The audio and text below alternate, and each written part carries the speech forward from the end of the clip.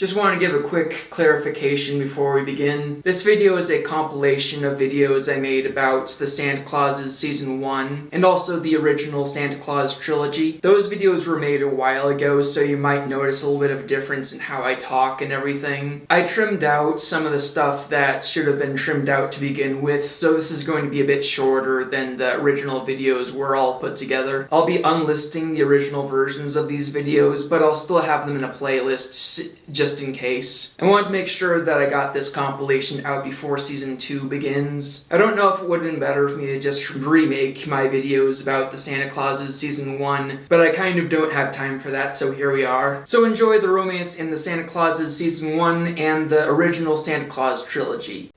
Welcome to Couple Reviews, where my colors are inside out. But anyway, today we're going to start a series of videos talking about the romance in the Santa Clauses / Santa Claus trilogy. Alright everybody, go be with your families. I have no... No. I was about to say then go be with your hand, but I don't think I wanna say that. Marauders. Come on, honey! How could Santa keep his secret at all if he shakes the house every time he gets there? No shenanigans in the control center. Sorry, boss, but elf's got an elf. Elf's got an elf? I'm not digging the dialogue with elves so far. Come on, it's all good. Listen, it's better than good. It's fantastic. 4 minutes and 13 seconds in, and we have the quotes, "Elf's got an elf," and "Santastic."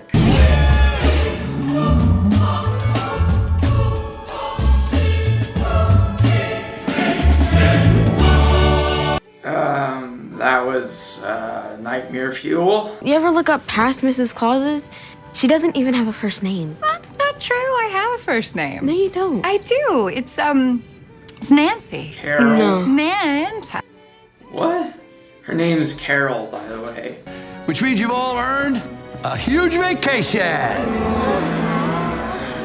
Or we could go down to the shop and start making toys. It only makes sense that they have instincts like that, I guess. What happened out there tonight, sir? It went great, right, Noel? We'll get it fixed and I'll make a note in my report that everyone else was acting weird. You do that. Did you just gaslight the staff of elves into thinking that it was their fault? He told me your sleigh was missing. Well, you can't believe everything you hear, can you? Oh, I'm sorry, Santa. Are you saying that the elves were lying? She totally did that on purpose. She knows him so well. Because Mrs. Claus doesn't have a first name. I don't have a first name. It's Carol. He remembers. This is going to become a thing. No, you asking me to marry you and then gaining 200 pounds was a thing. This is much bigger. Yeah. I noticed that she had a "I didn't sign up for this" look on her face when that happened.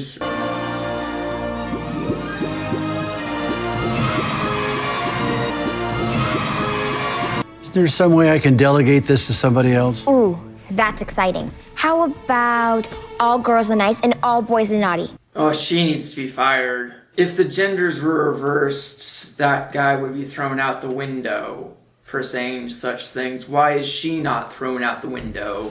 I need you to report any signs of Santa faltering. But honey buns. No, at home I'm Honey Buns.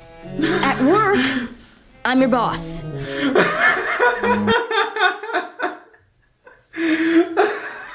Well, that's a bit dynamic and a half. Keep in mind that the elves aren't actually children, so that's not as troubling as it might sound. I don't know if they ever talked about how old the elves look when they have children, because more elves have to be coming from somewhere eventually. If he's not allowed to call her Honey Bunch at work, I wonder if she starts calling herself his boss at home. I put bolt cutters in your sleigh so you can set them free. We can't set deer free in big cities. Hipsters just put fedoras on them, honey, but thank you so much. Can I come with you? She hasn't seen the outside world, I'm guessing. Might be good for her to see the outside world. I really do wish I could spend this time with you guys. It's okay, Dad. By the way, Carol's hair and clothing is not doing her, and I don't like it. And I saw her in First Kill, and she looks really good in First Kill. I'm so disappointed Do you think folks are having less children, or are kids just, Our kids just what? never mind. He's really disconnected from the outside worlds. Stand up!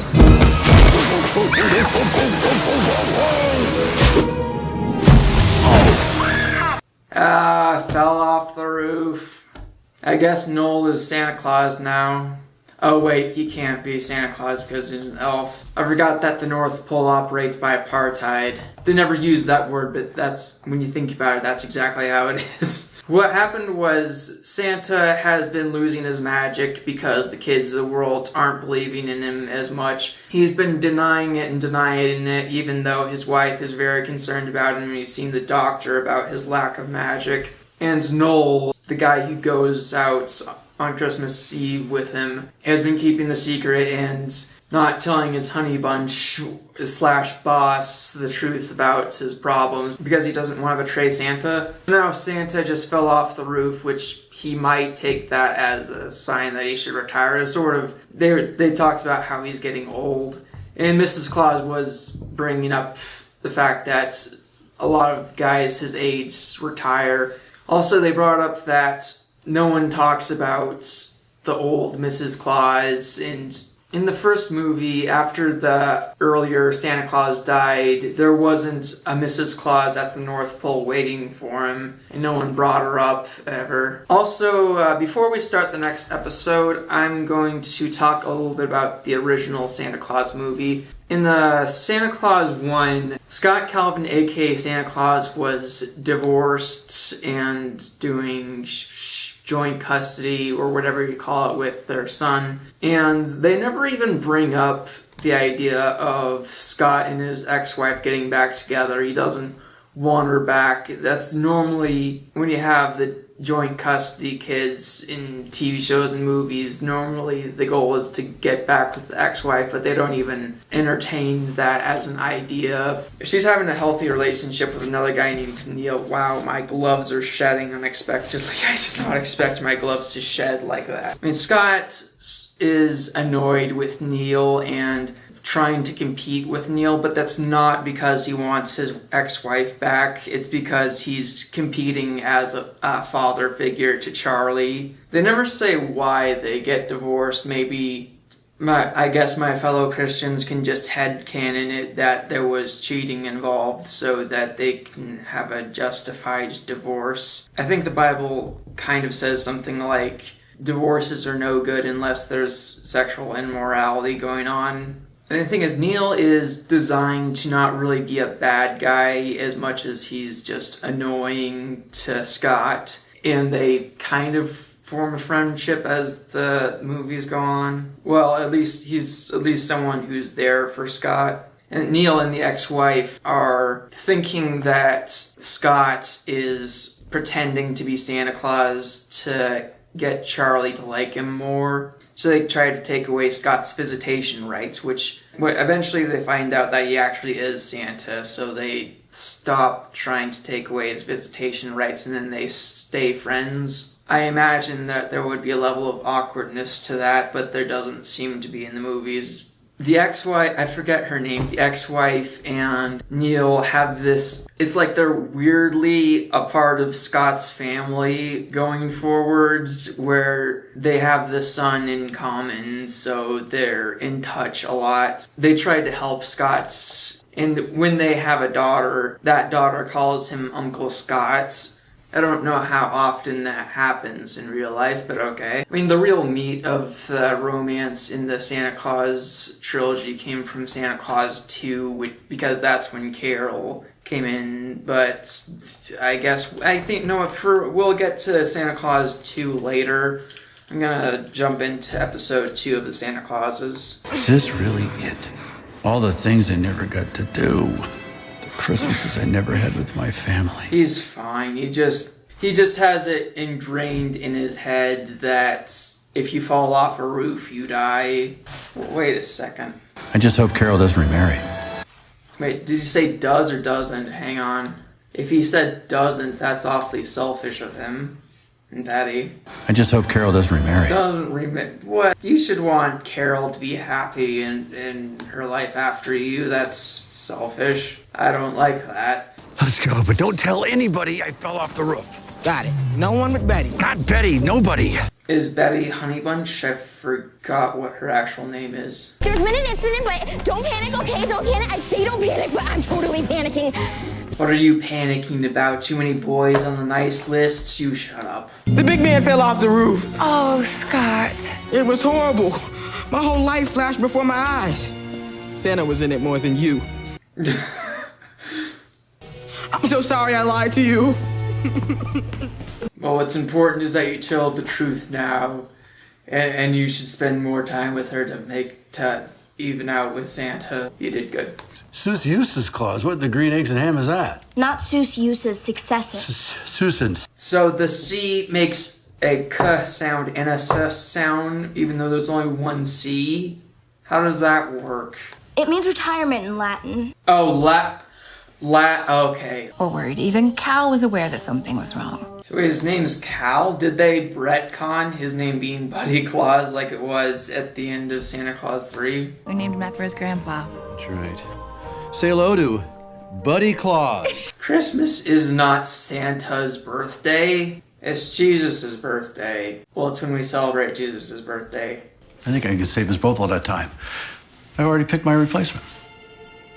Charlie. Charlie,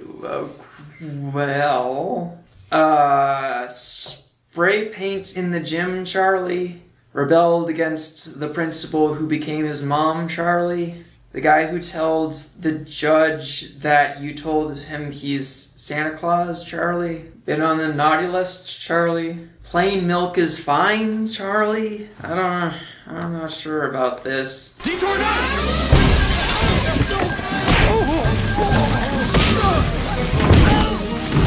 That drone deliberately only hit the guys in the room.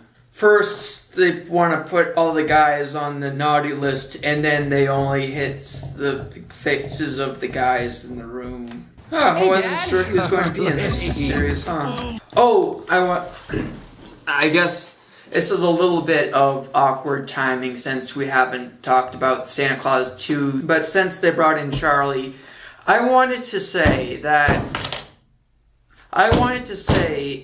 in the Santa Claus 3, Charlie's girlfriend from Santa Claus 2 was not in Santa Claus 3, but they just asked Charlie, how's Danielle doing? And he said, she's doing good. Then how's Danielle doing? Good. Thanks for letting me go snowboarding with her and her parents for Christmas. You're welcome. That's such a small thing, but I wanted to bring it up because I'm so sick of how some sequels just have the relationship you've been invested in break up between movies. In the sequel, they just said, well, I guess it didn't work out after all, even though we had all that great chemistry in the first film, or as he got so invested in the first film. I hate when movie sequels do that, so I just thought it was such a good example when they didn't have Danielle come back, but they didn't want to break them up, so someone just said, how's Danielle doing? And he says, she's good. Like, that's all you need, because it is. It would be interesting if Charlie's married to Danielle, now that he has his own house and everything. Is that Danielle? Just to clarify, Danielle and Charlie didn't have the deepest relationship ever, but it's the fact that they didn't just abandon that for no reason is what I'm saying. That is the example to follow. They were kind of interesting in that they were troubled teenagers finding comfort in each other. They needed to clean up their act, but they were good kids underneath habits and influences, I guess. So they're kindred spirits, I suppose. They haven't said her name yet. Please tell me that's Danielle. I am retiring, and I want you to take over the family business just like you've always wanted to. Like he's always wanted to? Oh yeah, he did say that. You're gonna make a great psychiatrist one day, kid. No. I think I'm going to go into the family business. I don't really know what to say. No. Say no. Sorry, Scott, I have a career here. I'm not moving to Greenland to catch and sell shrimp. I thought the cover story was Toy Maker in Canada. You guys know that my mom and dad can't know that we're at Santa's workshop at the North Pole, right? Who do they think we are? How are we going to do this? My dad thinks you're a toy maker in Canada. Canada? Canada! Welcome to Canada! Did they really retcon Santa Claus 3? If you haven't seen it, Santa Claus 3 was the bad one. First they changed his son's name, and then they switched from Toy Maker in Canada to Shrimp something in Greenland. It's just asking a lot. Is this because of Marie? I mean, come on. Marie, wait. I thought it was Danielle. Hang on.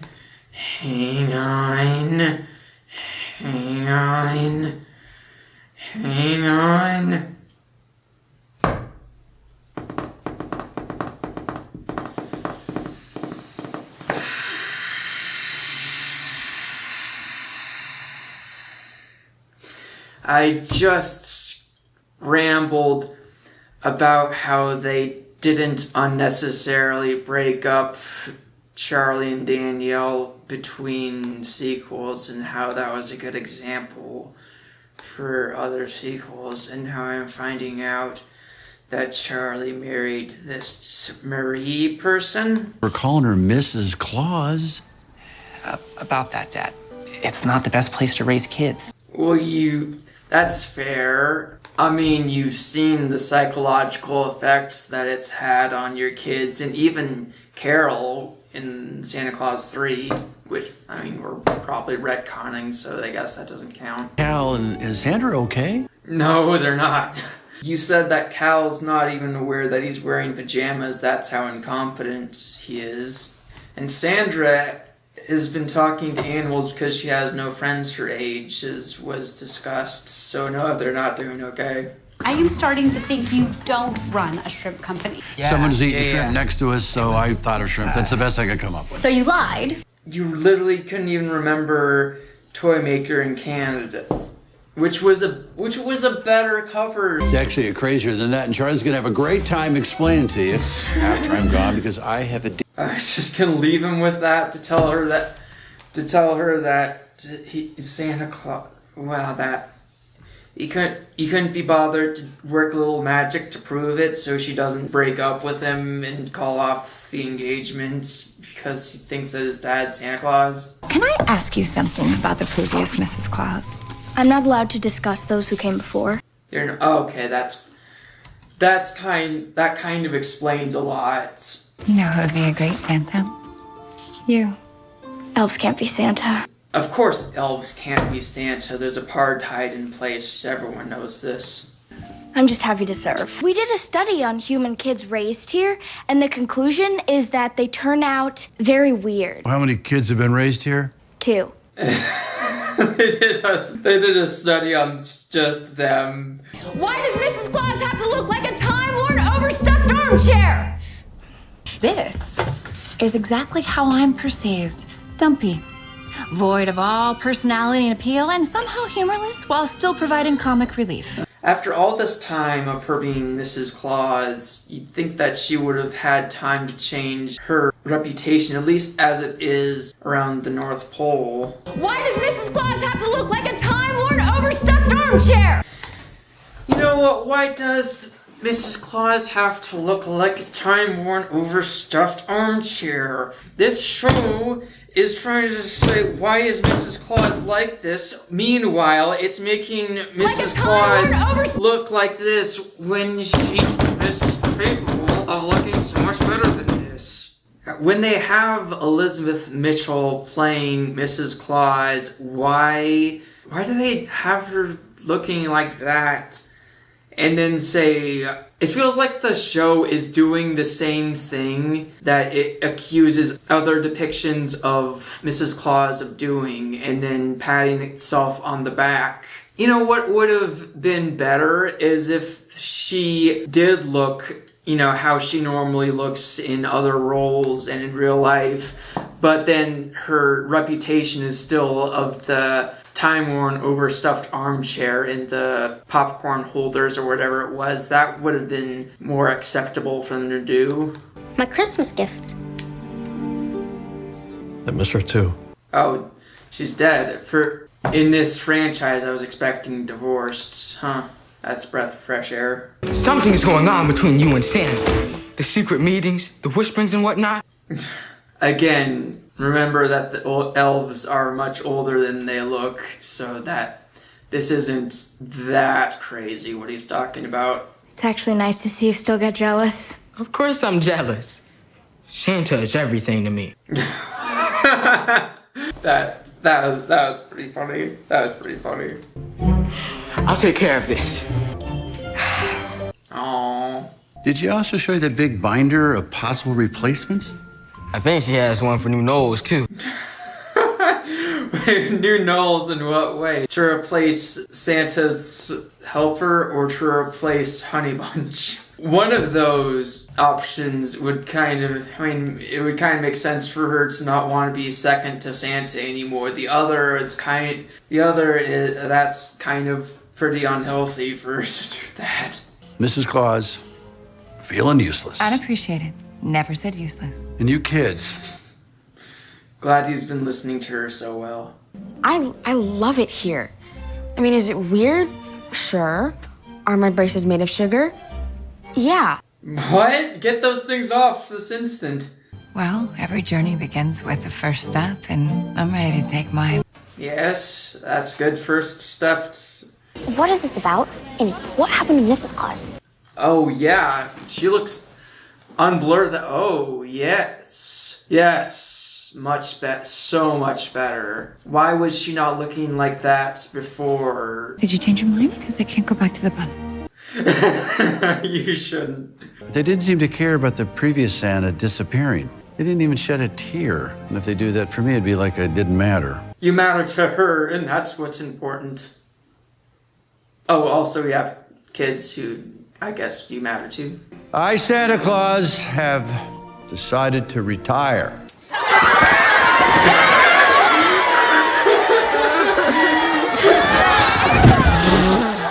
I matter, yes! We have a grief counselor, right?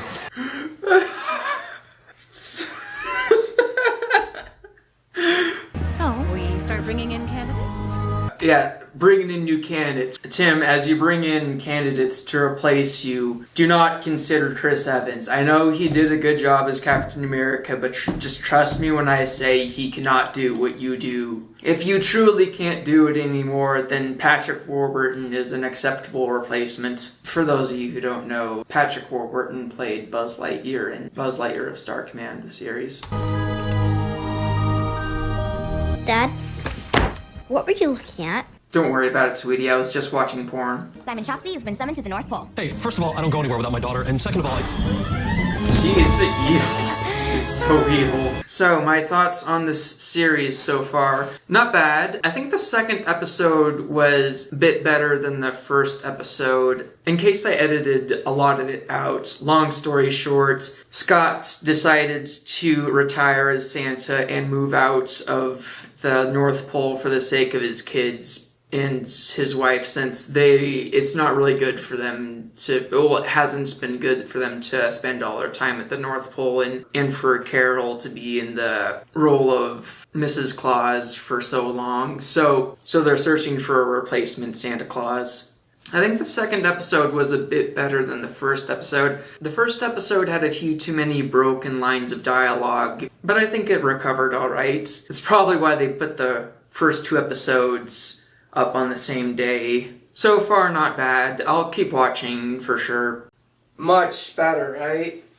You might have already noticed that there's something a bit off about my voice. I either have allergies or I have a cold. Honey, I'm not sure a lot of this North Pole stuff actually plays in the real world. Oh. Well, if you don't want that sweatshirt anymore, can I have it? You know, I'm starting to get numb to this acid trip of an intro. I don't think that I'm going to be bringing any of my Mrs. Claus bathing suits with me. Oh, please don't. I am looking forward to our next chapter, though. Yeah, me too. Me too. I don't think he is looking forward to it. I think he would rather stay at the North Pole. He's just doing this for the rest of the family. you look far too young and stunning to be a Mrs. Claus. Stunning? Oh, well, yes, of course. Young? Well, I mean, she is younger than Santa Claus. My full name is Buddy Calvin Claus, but everyone just calls me Cal. But his name actually is Buddy after all, like the ending of the Santa Claus 3 told us it was. So with that, apparently we aren't retconning the Santa Claus 3 after all. So then what was with him forgetting Toy Maker in Canada? Buddy Calvin Claus, could you watch the girl person? My lack of maternal fortitude will only make us both uncomfortable. This is the person that Carol thought should be the new Santa Claus. You are my best friend. Did you hear that? His grunt. I think Sandra might be even crazier than we thought. Wait, can I go with you? You're cool. No, you can't. Wait, did you call me cool? Okay, let's go. Oh, you think I'm cool? Oh. You know, I was going to leave you alone in a place where you could easily get lost and there's potentially dangerous animals nearby, but because you called me cool, I'm totally gonna take you with me into the haunted woods to meet the dangerous witch. After 20 years of no crime in the North Pole, Betty decided extra fudge would be better spent on the line workers. So, the others left to make toys. And now you only have one drunkard with an eye patch to find your missing daughters. This is what happens when you defund the police. Her mom is where? She passed away 2 years ago. Yeah, that happens sometimes. Not everybody gets divorced. What made you think it was okay to bring Grace here? She called me cool. I might have edited it out. When they were in the woods together, they were talking about the good stuff he's been doing and his mentalities about being there for his daughter and helping people. So that's why Santa's hiring him. But not only did he botch the interview before that, I think Scott only interviewed 2 people before coming to this conclusion. Oh, it's heavier than I thought. Okay. I think that's happening because the coat doesn't want him. It's sort of like Mjolnir to a lesser extent. It judges him not worthy, so it's super hard to lift. Both already? You gonna tell him about the Mrs. Claus? No, I think that'll be a nice little surprise, don't you? That was a jerk move. Don't you wish you had more time than 28 days to find a wife when the Mrs. Claus was hitting you? I'm looking forward to seeing who I am when I'm not Santa. And I'm looking forward to any identity whatsoever. She had 20-ish years to figure out her identity. Get ready for the angel dust. I think we're gonna have to call that something else. Angel dust is another word for a drug called phencyclidine, which is apparently a hallucinogen. So it almost sounds like the plan is to knock them out with a hallucinogen, lock them in the storage room, and let them believe that they're back in the real world. All right, here goes. Try being married to that scream. What have you been doing to make him scream like that so often? Oh. Oh my goodness. As soon as she's not wearing the bun and glasses anymore, everybody wants a hug. Where did the rest of me go? Literally, where does it go? Carol's probably happy about that change. So as was discussed, we're going to talk a bit about Santa Claus 2. I think we're going to just talk about third or maybe half and save the rest for later. So this is Danielle, which I guess she's no longer relevant, so I guess we'll move on. As they discuss in this part, true love. Santa has to get married in order to stay Santa, and he's going to look less and less like Santa Think that way. until he gets married. Don't give. He only has 28 days left because of a glaring oversight, so nobody told him before this. They make a copy of Santa to fill in for him, but don't worry about that right now. So Santa needs to find a worthy suitor in order to save his job. Whoever could fill the role of Mrs. Claus and be a suitable wife for someone like Scott Calvin.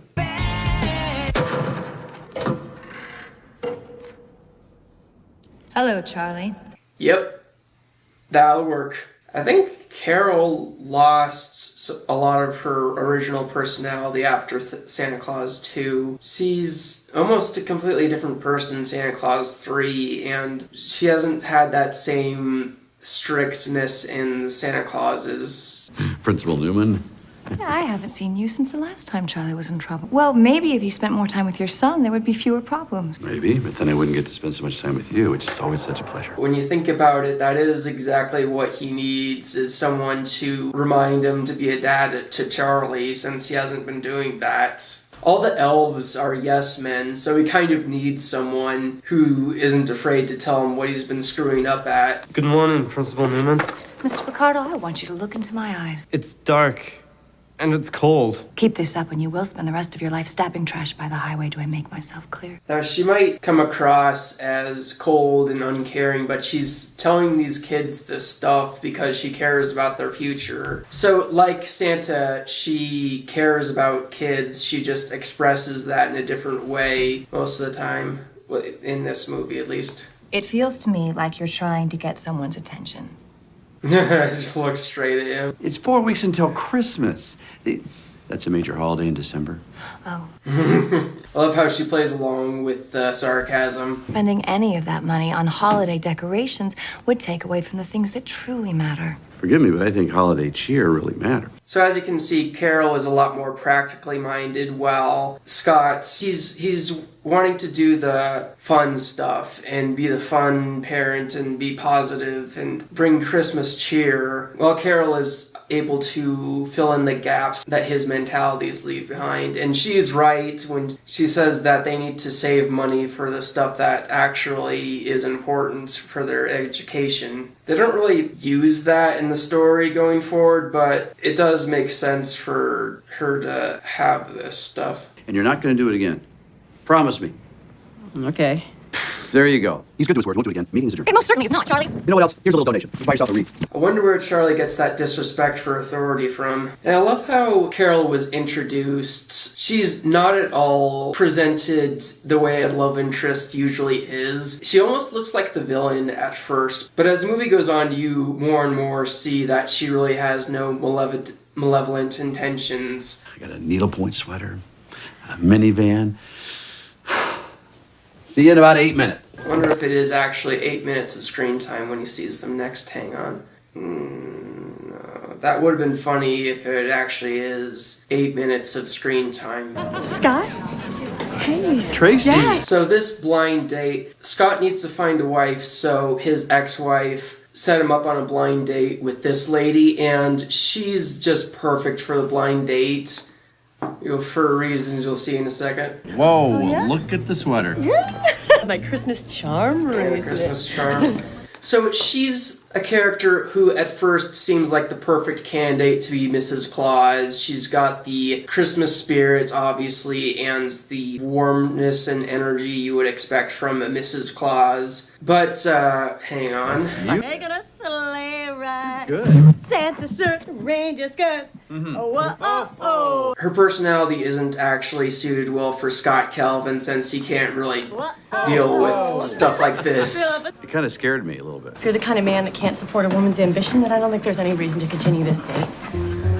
And with that one disapproving thing, she's out of there. You really get the juxtaposition of Carol, who is so disciplinary, and then he goes out with a woman who's so undisciplined and can't handle criticism, to the point where she leaves after he takes issue with her embarrassing him. Charlie, you promised you weren't going to do this again. Now you've broken a promise. And now he's coming around to being disciplinary. Charlie, you're suspended. Hold on a second. I'm just as upset about this as you, but isn't there another way we can punish him that doesn't involve taking him out of school? Community service? And now he gets to balance her out by bringing her back a bit and going with a less harmful punishment. So she can kind of benefit from his counsel too. Just keep away from the car. It's new. I need some delinquent kids scratching it up. Hey, they're not delinquents. They're good kids. And don't worry about your car. I think that was the moment when Scott realized that Carol cares a lot for the kids in her school, and the reason she's so harsh is because she cares so much. Brought your coffee. Thank you. So you actually have a nice guy side. Maybe he brought the coffee because that was his way of apologizing, because he thought that he'd straighten things out by telling Charlie to just promise he wouldn't do it again and leaving, but then Charlie defaced school property again and didn't work when he thought he'd straighten things out, so... Dad, laugh. doesn't come off. It's not supposed to come off. Hence, you've got to be very careful where you put it. Hence, tagging is serious, hence your presence here. She's rubbing off on him. Nicely done. Mm-hmm. I'm sorry, she just insisted on talking to you. It's not a problem. Okay. I can personally guarantee you'll have a great Christmas. Okay. Oh, she liked that. Do you want to go get some noodles or pie? But I don't want to keep you from your date. Oh, it's not a date. It's the faculty Christmas party. Oh, thank goodness it wasn't a date. I hate love triangles. Is that your idea of a night on the town? Noodles and pie?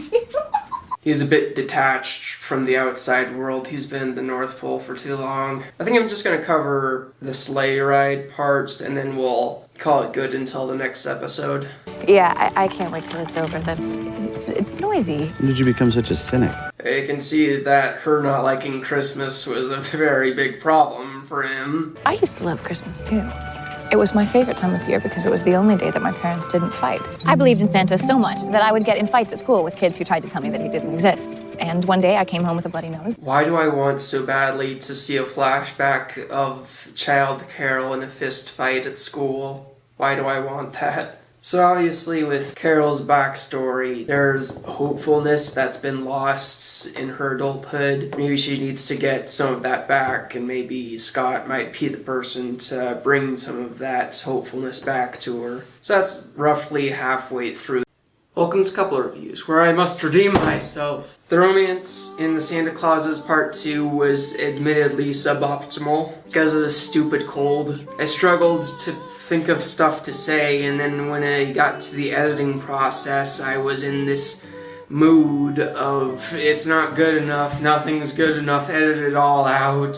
So the video ended up being a little bit over 13 minutes long, and I took out stuff that had no business being taken out. Like this joke, for example. There was a part of the episode where somebody said that specialists or scientists concluded that the only reasons bumblebees can fly is because they think that they can fly. And then I said, it must have been the same scientists who concluded that octopi are aliens. Why was that taken out of the episode? There was a part where I made sure people understood that I didn't hate the child playing the elf I didn't like. There was a part where I said that it's offensive to say saying Christmas is offensive, while also paying respect to Hanukkah and the Jewish people who celebrate it. There's a part where I spoke with Cal about what he wants to do in the real world, like suggesting the proper place to hide the bills, and suggesting that he sentence criminals to death when he gets to jury duty. Why was all that edited out? If it hadn't been for the section where I talked about the Santa Claus 2, the movie, then that whole video would have been a complete bust. Previously, on the Santa Clauses, Scott has been wanting to stay Santa, but he decided not to stay Santa because he knew that was what's best for his family and possibly what's best for Christmas. Mrs. Claus complained about not being seen as sexy while having her hair in a bun and wearing granny glasses and granny clothes. Sandra has been descending into madness, hearing reindeer talk where none exists and conversing with witches, and Cal is embarking on his righteous journey to meet the fabled crossing guards and sentence criminals to death in the justice system. So right now, the family is either back in the real world or they're hallucinating in the storage closet thinking that they're back in the real world. I imagine Cal holding up a toy and saying, "Dude, I found a crossing guard, man!" Oh, in the last episode, I also edited out the segment where I looked on IMDb and saw that the actors who play everyone in the Claus family, except for Scott, is only credited as being in 4 episodes, which I'm just assuming that IMDb is drunk and they're actually going to be in the whole season. Also, in the last episode, I did this too much. I just look like I can't function without my fingers being pressed to my lips the entire time. I gotta work on that. This is more intellectual, right? Where's the Santa coat? Okay, that's good. We'll ransack the place and then throw everything around and make it look like a robbery. That was the first instinct and a half. He's got those PJs with the Buzz Lightyear on them that I thought was so... They're cute. With these... Yeah, because you know. Oh. Okay, I was thinking he should already know what's considered normal and what isn't. I think he does know, it just took him a second to adjust to it. You know, Frappuccino, vanilla one, put some chocolate in, mostly chocolate. No coffee, just hot chocolate, cocoa instead of coffee. Heavy cream if you got that. Ooh, and then put a little peppermint if you have that. Any kind of candy, throw it in there. And then whipped cream, chocolate cookies if you have any one of these, and Coffee. Black, please. A name for the order? Santa. Now, I was about to say that it's weird that Carol is having an easier time adjusting since she's probably spent less time out in the real world than Scott has making his deliveries. But the thing is, Scott has been living the Santa Claus life for 28 years, where Carol's probably only been living that life for about 20 years. So she's still technically spent less time in the North Pole than he has. Also, this model, I never realized it before, this model doesn't, I mean, it looks fake, but it kind of looks fake in a good way. Because it looks like one of those decorations you put on your shelves during Christmas time of the Christmassy towns. In the previous movies, I think they used CGI, which did the job, but I can work with this too, I guess. Another thing I edited out, which I don't know if I should have, was I commented on how the sets probably aren't that cold, so when they're having their layers upon layers of clothing, they're probably actually melting while filming that. New Santa, can I have a hug? That sounds like a trap, so I'm gonna say no. What time will you be tugging us in at night? Are there any less uncomfortable questions? Misplaced the coat. You what? Stay calm, Betty. You've been through so much worse. Never had a mother, never had a father. When she says never had a mother, never had a father, does she mean she was abandoned, or is that how it works for elves? Do they just pop into existence? Being Santa, I never got to spend this kind of time with you guys. I love it. Really, this is great. Aww. The kids need to start school. Yes! Mom? But we are going to have to come up with that backstory because it's going to be too many questions. So the other one was the Buddhist thing. It was a little complex, but it gives us a reason to be away. I don't think Buddhists celebrate Christmas. That would be really ironic if you did that. I don't know about Lost on an Island. Just begs more questions. All right. Yeah. I think on an island. Just begs more questions. That. If you don't know, Elizabeth Mitchell was on a show called Lost, where they were trapped on an island, and that show just raised questions it barely ever answered. I don't know about Lost on an Island. Just begs more questions. All right, Yeah, all right, trust guys. me. I think. Trust me. I like it. I'm an Alaskan bush pilot. We already talked about it. It's a great idea. Yeah, I'm the bush pilot. And you know, here's the thing. I didn't want everyone at work to think that I left. Was that a power play? Maybe she figures she needs to make up for lost time since she's been second fiddle for 20 years-ish. But, I mean, I don't know if that's the healthiest thing for her to want to, like, aggressively become the one in charge here. Maybe they could, if she was frustrated with how things were, perhaps the better thing to do would be to figure out how to be equals going forwards. I didn't want everyone at work to think that I left this great job to be the nameless, faceless woman behind a larger-than-life man, because it's not true. But I thought that was what you were thinking happened to you. I thought that was what you were saying has been happening to you. Hang on. I didn't want everyone at work to think that I left this great job to be the nameless, faceless woman behind a larger-than-life man, because it's not true. But that is exactly what happened, though. And what's wrong with larger-than-life men? I don't like that. She keeps complaining about being the nameless, faceless nobody for 20 years. I don't understand what's been stopping her from being more active, having a bigger role, dressing the way she wants to dress. And she's taking that out on him. It feels like he's never been enforcing this stuff on her. her that I've seen. You in my office?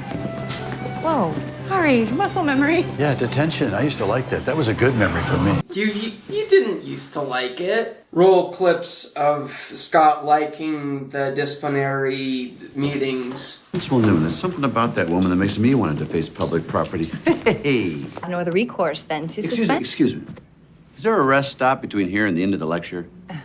It feels to me like you're trying to get someone's attention. Here we go. Let's just order a pizza. Scott, you're not helping. I was listening to a new tape series on child development just last night. You know. And why is she apologizing? I thought we eventually realized that her strictness was good for the kids because she was doing that in hopes of getting them better educations and better futures. This is amazing. Oh my God, I'm so sorry. Ooh, love interest for Cal? They're just jealous, okay? It's like when the elves told me I was too tall to play jolly ball with them. It'll be all right. You are strange. Oh, she likes I guess I'll see you around. Yeah. Maybe she's strange too? High school is awesome! That wasn't my experience. Well, of course that wasn't your experience when you were in high school, Scott. I mean, when you were in high school, the love of your life hadn't been born yet. And Carol, when you were in high school, the love of your life was married to someone else, so of course it wasn't like that. Like I was supportive as Mom was there. You've been awfully quiet. What's the matter? Don't worry, I'm for sure we're gonna find a guy who can flip his hair at you, who won't mind you being insane and potentially a witch in training. Oh, those great. things are very unsanitary. Coat full of animals. Actually, he prefers to be called a reptile. Reptiles are animals. What's... She needs school even more than we thought that she did. Oh, especially the time you flew through the avalanche to rescue your poor frightened husband. Yeah. Basically what Carol's doing is she's trying to replace an unequal dynamic with another unequal dynamic. She's either not realizing or not caring. That's going to have the same effect on him that it had on her. The good thing is that this show seems to be aware that this isn't good for Scots, so they're going to address it and fix it rather than accepting this as a status quo, hopefully. Stop by Circuit City, get us a VCR, to Blockbuster, rent some tapes for tonight anyway. Ho, ho, ho, ho, ho. I think he'd be a little more in the know about things, having been watching all the children in the world when they're asleep and when they're awake all the time. Well, maybe, he probably doesn't get that much useful information watching the kids when they sleep. I mean, you know how they say Santa sees you when you're sleeping, in case that didn't translate. Parties, barbecues, games, and fun? What are we memorialing? Fallen soldiers. What? Why are we having a picnic? Hey, I haven't seen you around school. Ah, so you were looking for me. He traveled across continents to find you. I transferred to another school. Does that mean he won't be seeing enough of you anymore? Oh, changed your last name. Yeah. All right, so you in the witness relocation program or something? Something like that, yeah. Oh.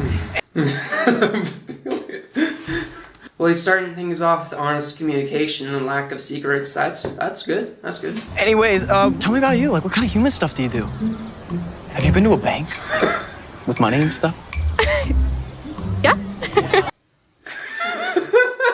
Oh, she's perfect. Keep that one. All his weirdness is just funny to her instead of being off-putting. Keep that one around for sure. That's totally how I'm gonna pick up girls from now on. I'm gonna say, so, what human stuff have you been up to? Make friends. What do you call that squirrel? That's a rat with a big bushy tail that likes nuts. Okay, and what about you? I don't see you trying to make any friends. I thought for sure she was gonna say, you're a rat with a big bushy tail that likes nuts. Look out! Runaway horse!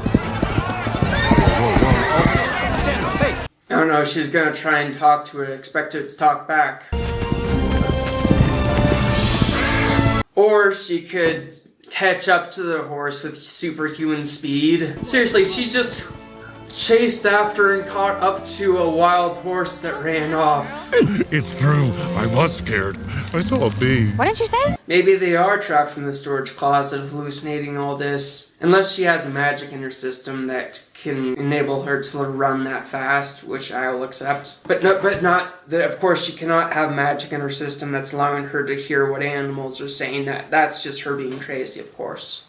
New charter school, and they want me to be in charge of it. I mean, are you going to be okay? Of course I'm gonna be okay. I've had my time in the spotlight. It's your turn to shine now, and I'll sit in the dark. Didn't sound good, did it? No. Again, so he's accepted his fate, but again, they seem to know that this isn't good for him, so that's good. What's your favorite day of the year? And what is your least favorite day of the year? Every other day! Christmas. Every day. Christmas every day would diminish the true specialness of Christmas. It's like how being tickled is the most fun thing in the world. But after a week of being tickled, you start throwing up. I once tickled you for 2 weeks straight and you never threw up. Wait. Table that Christmas everyday stuff. I want to talk about that tickled for 2 weeks straight thing. Did she mean once a day, every day for 2 weeks? Did she mean continuous tickling for 2 straight weeks? Hang on. I once tickled you for 2 weeks straight and you never threw up. How did she even do that and do her job? Did she set him up at her desk, paperwork with one hand and tickle him with the other? I'm thinking way too much about this, aren't I? Can I have a hug, Santa? You know what? This time it's fine. Bring it in, everybody! Oh, so strong. Very strong. Wow. Maybe it was a trap after all. I can't game with you guys, then study for my geometry finals, and volunteer at the community center? Yeah, normally I don't like the whole I just want to be a normal kid shtick, but I like his positivity of embracing this normal stuff and not taking it for granted. I kind of like Cal, actually. Plenty of time for my family.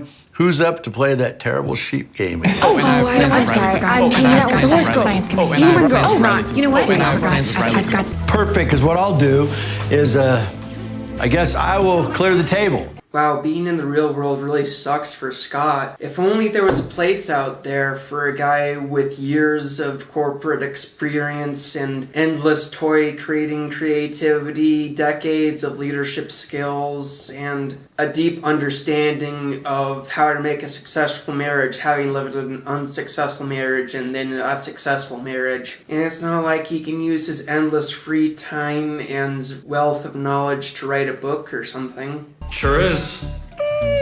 Are we sure this feels right? Oh, well, what do you all think? Could someone other than the person who suggested all boys in the naughty lists please question his ideas? Thank you, Betty. I mean, don't get me wrong, it's not like I'm anti-union. What's a union? Oh man, I love this place. Your eyes are moving in ways I've only seen in cartoons. Let's back that up and see. Sir, I think you're being a bit reckless. So look, I started this business because I wanted everyone to have everything they wanted when they wanted it. You're a rock star. No, sir. You're a rock star. Honey Buns, come in. Oh, by the way, I had been, in the first episode, I had been saying Honey Bunch when he has actually been calling her Honey Buns, which I think I like the sound of Honey Bunch better, so I'm just gonna pretend like you said Honey Bunch. Santa Simon, I challenge you to a duel. Oh, that's adorbs. Now maybe Grace can play. This isn't a game.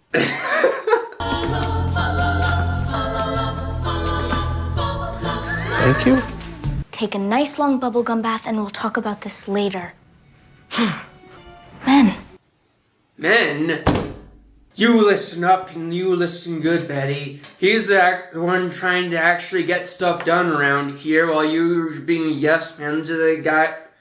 Well, you're being a yes woman to the guy who's ruining everything. So I guess it's up to me to do something before fake stupid head Santa Simon destroys our way of life. Attaboy, get stuff done, unlike your wife who's getting nothing done.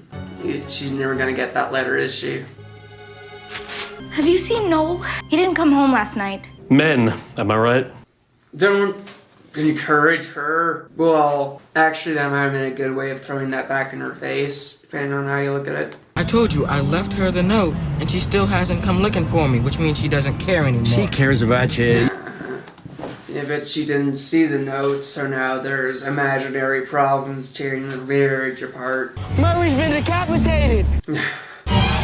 I never knew this kind of evil existed. It's been an honor. Nice knowing you.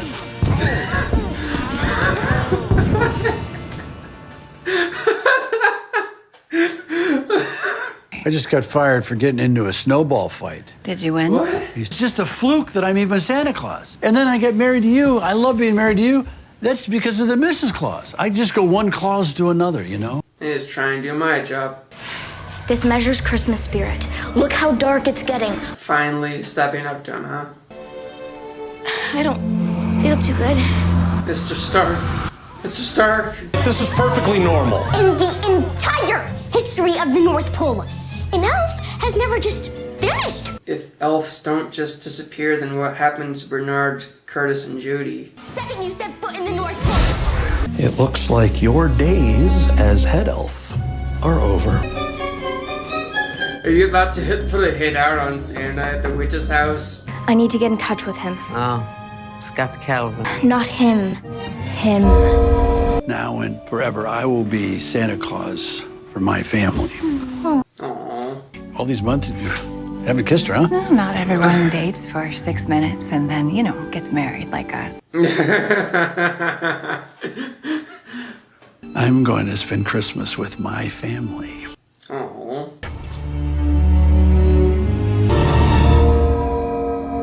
With the clock bongs, I'm guessing that might be Father Time. I'm thinking either Father Time or the original Santa, but it's probably Father Time since they've been frozen in time. So a pretty good episode. I like how Simon is evil in an untraditional way where kind of evil in a traditional way where he's throwing his power around, but at first he's sort of just doing what he thinks will help the business, but accidentally coming up with the horrible idea that's going to ruin everything. When the family froze, for a second there, my mind was thinking, oh no, the IMDb page. But there's shots with Carol from the trailer that still haven't happened yet, so I'm sure that the IMDb page is just drunk.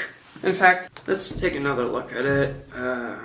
Now they've bumped up to 5 episodes. I'm sure after the next episode releases, they'll be bumped up to 6 episodes. There is a bit of unhealthiness in what Carol's been doing, taking her frustrations that are really self-caused out on Scott, and then trying to make him the lesser one in the relationship when they get to the real world. In a way, that's good storytelling because the story is aware that this isn't good for Scott and is probably going to work through things to make it more healthy as it goes along in the next 2 episodes. The vibe I'm getting is when they were living at the North Pole, they had unmet needs, the whole family did, and in moving out of the North Pole and getting someone else to be Santa, they were sort of throwing the baby out with the bathwater. So they just gave up instead of trying to come to a middle ground or fix the problems without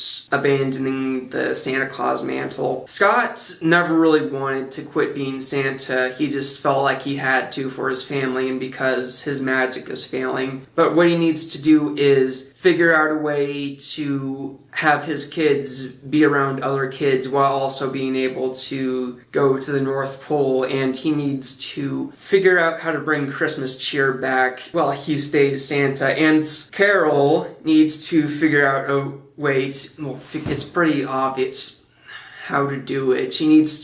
Carol needs to be the sexy version of herself that she wants to be while also being married to Santa Claus. And they have magic that can get them from point A to point B instantly, so they probably could set up a system where they have the house in the real world and the house in the North Pole so they could just instantly snip-snap back and forth so Carol could work at the school and still have time to see Scott, and Scott could still be Santa Claus and have time to see his family, and their kids could still go to school while Sandra could still descend further into madness with her witch and talking animal friends. I guess we'll find out in the next 2 episodes. So now, gonna pick up where we left off on the Santa Claus 2.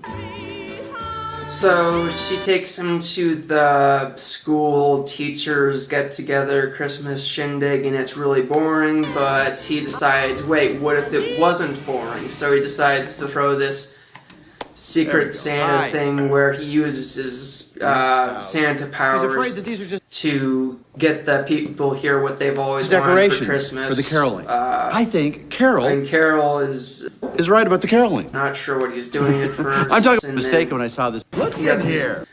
Doesn't your mom call you JJ? Christmas presents out. Cross. I used to love this when I was a kid.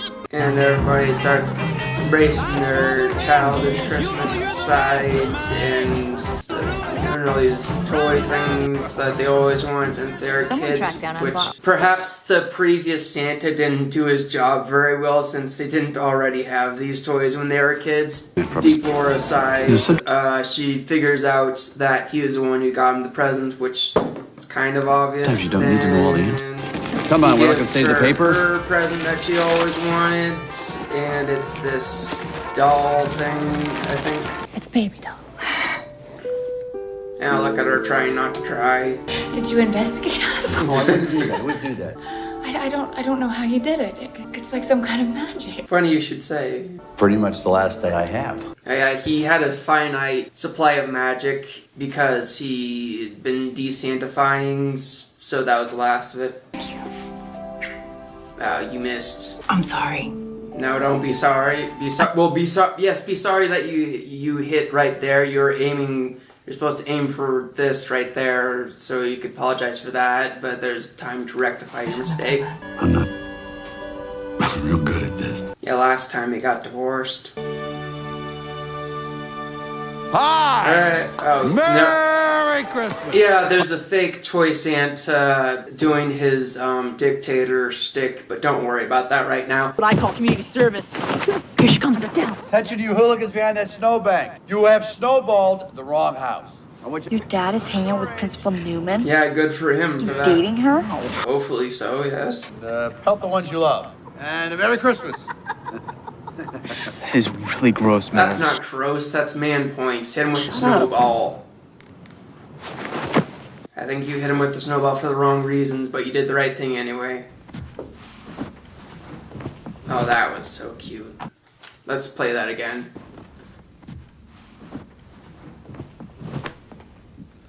Now he has to tell her that he's Santa Claus, which, long story short... Hey, you've never been to prison? He had been arrested and taken to jail once, there's a difference between jail and prison. Jail is where they hold you when you're arrested and you're awaiting your trial or you're waiting to be bailed out. Prison is when you have like a sentence for years or months, something like that. I'm Santa Claus.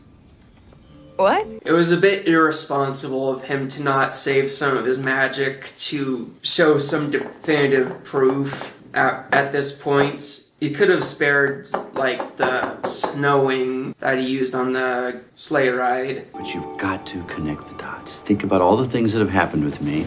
I know. Think about the little girl and think about, I have a watch. You felt... Well, he tried to prove it with his magic, but the magic that he used had plausible deniability, so he didn't really plan that out entirely well. I know. Think about the little girl and think about, I have a watch. You felt something for me, and now you're acting like a mental patient because you're scared. I'm not scared. Now she's trying to do my job. Obviously, when you're out on your first date with someone and they tell you that they're Santa Claus, it sort of throws the wrench into things. I deliver gifts all over the world in a sleigh pulled by Long wind. story short, she doesn't believe in him. She kicks him out, despite him trying to appeal to her and convince her, and that doesn't work. Pick her. You don't care anymore. And now this little delinquent is upset with him. I care more about you than anybody else. Except for Kara. My friends get to go around saying, you know, my dad's a plumber, my dad's a pilot, my dad's a dentist. Well, you know what? My dad is the best thing of all, and I can't tell anyone about it. And because you can't tell people that your dad's Santa Claus, you think you're justified in defacing school property. And now on top of everything, you're going out with Principal Newman? Okay.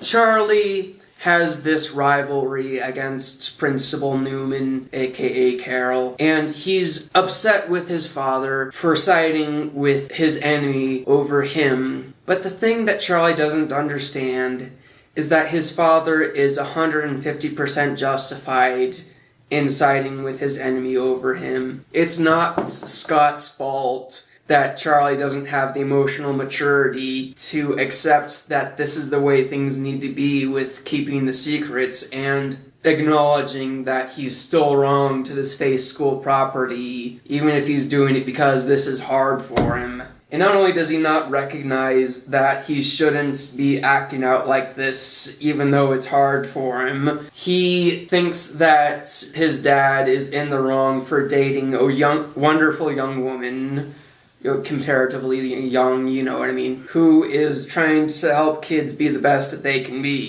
In Superman and Lois, at least in season 1, I felt like Jordan wasn't really an enjoyable character as much as he was making his dad a better character, because Jordan was an obstacle for his dad to deal with. So it helped Clark's character, even though Jordan wasn't, at the time, he wasn't an enjoyable contribution unto himself. So that's sort of what's happening here with Charlie and Scott. His dad gets extra character development for having to deal with him, I guess.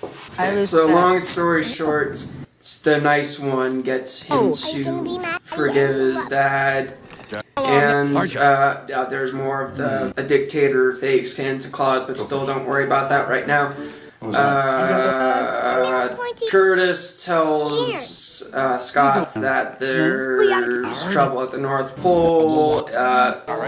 We are just going to skip this. Long story short, Scott needs to get the Tooth Fairy to go back to the North Pole, and they get the Tooth Fairy to come to them with her tooth. And then Charlie, having had that good talk with his little half-sister, he is ready to talk to Carol and actually be a good contribution for once, and he can help convince her that his dad actually is Santa Claus with the magic snow globes. So now Carol believes in Santa Claus and Scott, so he actually did something useful after all. Okay. Remember how I said don't worry about the dictator Santa Claus, the fake Santa Claus? Well, now's the time to worry about that. It's good strategy. A better, stronger version of what you used to be. Hang on, I forgot to look this up earlier. I wasn't sure if Toy Santa is also played by Tim Allen. Yeah, he is. It's Christmas Eve. I have call to deliver. Long story short, Toy Santa thinks all the children are naughty. He's going to give all of them coal, and he's tied up real Santa. Charlie, how'd you get up here? I'd like to think that Carol punched his tooth out like the olden days of getting in fights over Santa Claus.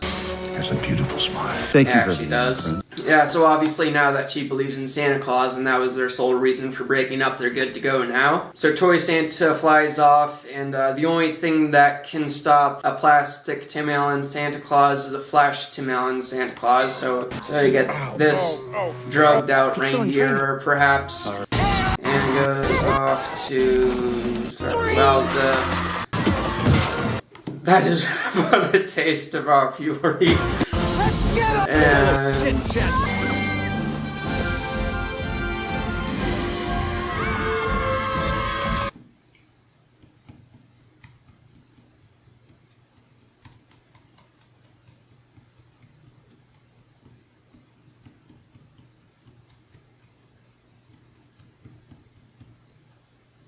maybe it's best not to think about it. I was going to say maybe it's possible that when Charlie was a child, he might have had a crush on her, or she might have had a crush on him, not thinking of him as a child as much as thinking of him as looking like they were the same age, but I'm not sure if I want to think about that. Back up. I've got a very... I promise I'll be... So they set the fake toy Santa Claus up with a fate worse than death, which, let's see if I can find it real quick, yeah. What the heck are we doing out here? You suppose somebody bought him, and the cashier was having no idea why that particular toy Santa was acting like that. It was just the most strange purchase all day, and then the family that bought him just set him up in their living room, and he just talks at them all throughout Christmas time. Then they put him in their garage year-round and brought him out for December every year. You gotta get married. Excuse me? So that's what the whole noodles and pie thing, you just needed to find a wife. No. Yes. Yes. Yes. It's good that you have honest communication about telling her that noodles and pie was just about being Santa Claus. Looking for a wife. No, I didn't figure on falling in love. Well, that's good. Even more honesty then, yes. You love me? Well, of course, we've known each other for 28 days. Well, actually, technically they've known each other for longer than 28 days because they kept having those meetings of Charlie's outbursts before that. This is all happening so fast. Well, poor Carol had to make the instant decision to get married to save Christmas. Thankfully, she happened to pick the right person to instantly get married to, but... Yeah. So she talks him through his romancing a little bit. She goes with the angle of, well, you say we haven't known each other that long, but technically you've known Santa your whole life, and she eventually decides, all right, screw it. I guess I'll be Mrs. Claus, even though I didn't know that was a possibility until this morning. Is there a school here? I need to yell at somebody. We have one at school, but they always, and we need a new principal.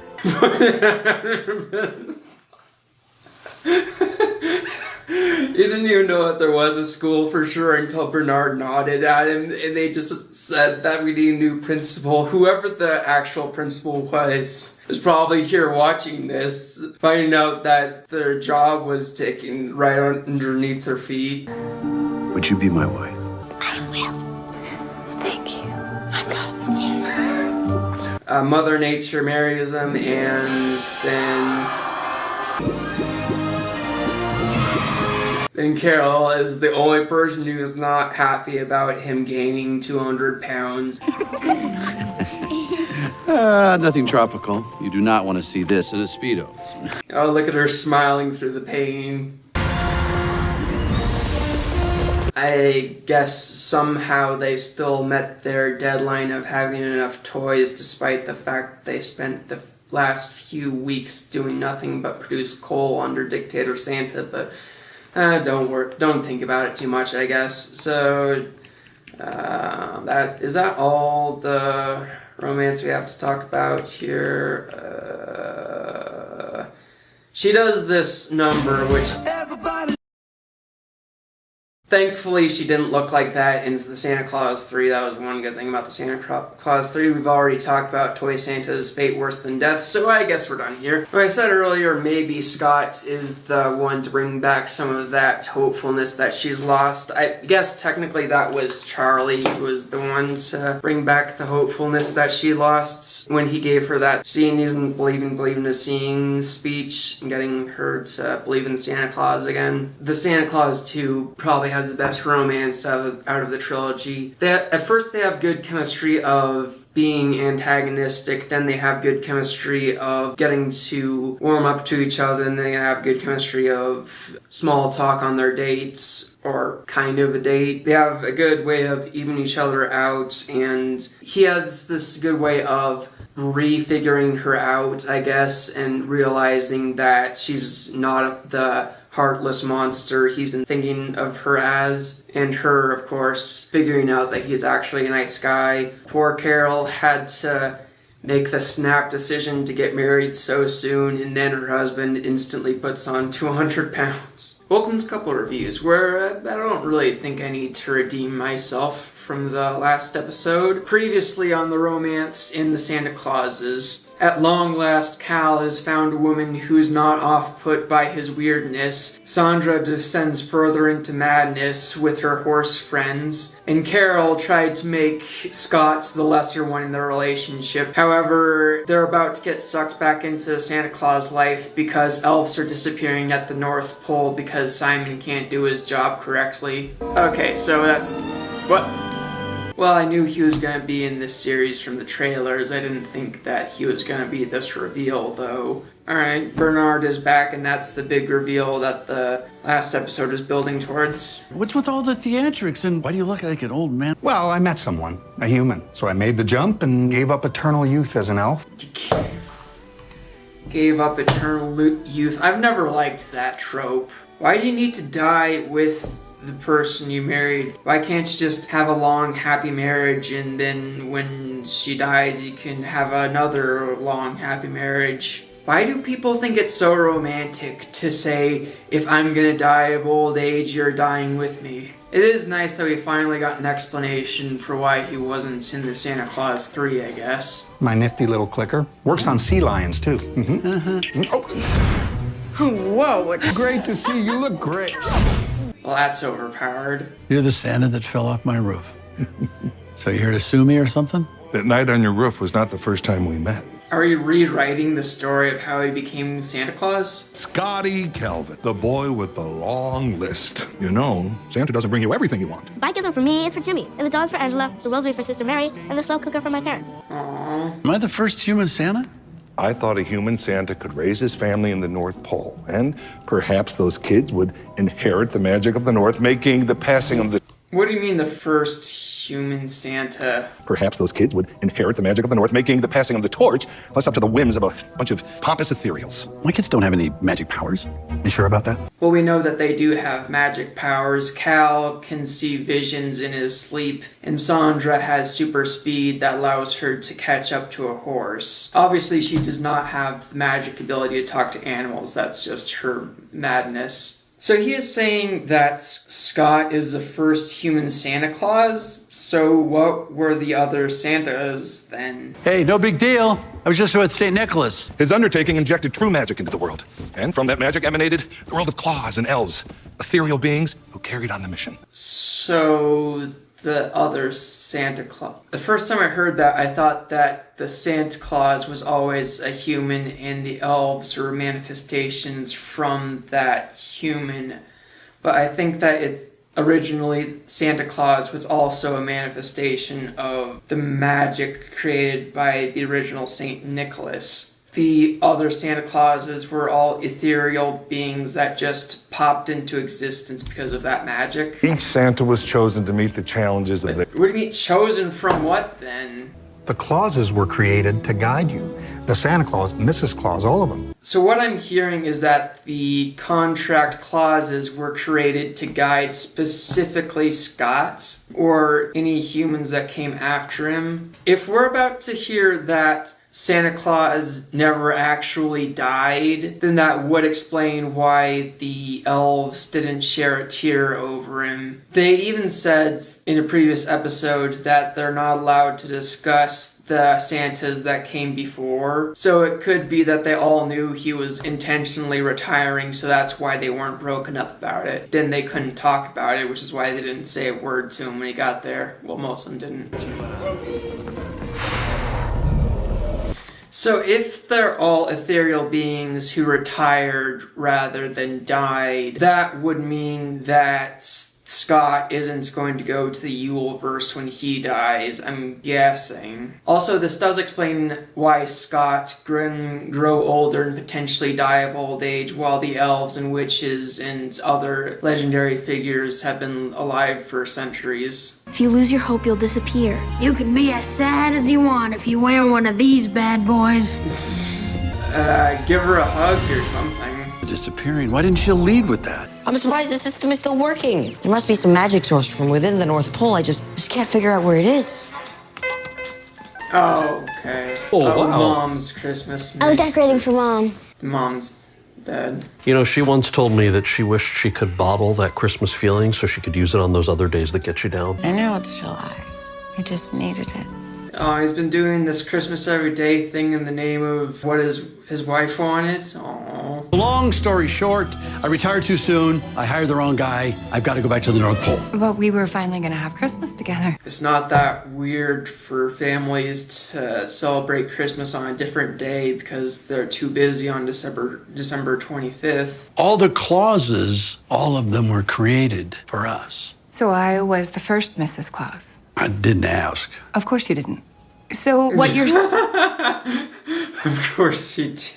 Probably should have asked about that, Scott. If Carol is the only actual Mrs. Claus in history, why does Mrs. Claus have the overstuffed armchair reputation? We were specifically chosen. Well, that changes everything. We have to go back. No, that's not. Listen, it's too dangerous. Get some stuff together. I will think of a plan down here. Right. Yeah. I don't want the family to hear this. Okay.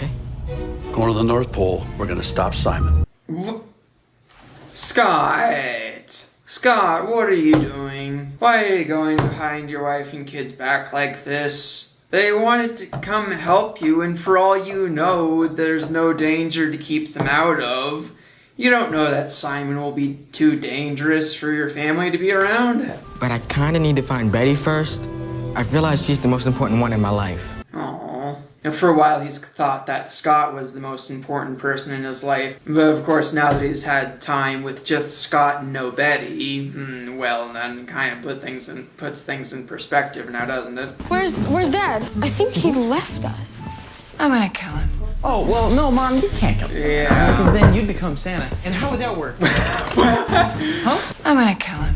Oh, well, no, Mom, you can't kill Santa. Because then you'd become Santa. And how would that work? Because you'd become Santa.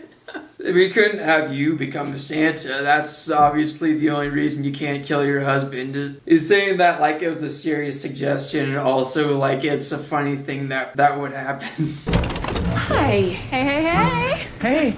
Although I do hope that we're not playing Flip the Sheep. That game led to my parents' divorce. Sorry, something's come up. I'm not sure we can do game night. Oh, no bigs. Oh, no bigs. You can just take her along with you to the North Pole. Right? Where's come from? And how did they get here so quickly? Oh, through the hole in the sky. Oh, he's the only one who can see it. If only we could get back through that vortex. Just order a piano, then either enough drones to carry a piano or an especially large drone that's capable of carrying a piano will arrive with a piano, and then you just jump onto that drone when it's done, and then since it's strong enough to carry the piano, it'll carry you back through the vortex into the North Pole. But you may think I'm crazy. Oh, sweetheart, crazy lost all meaning a long time ago. I thought she was gonna say, oh, sweetheart, I always thought you were crazy. Oh, by the way, they explained what happened to Bernard, so great. Now what happens to Curtis and Judy? Is it true the elves are disappearing? Yes. Will they come back? No. And I'll tell my dad too. He'll definitely want help. I'm sure he will. He's kind of the reason why they're disappearing, but okay.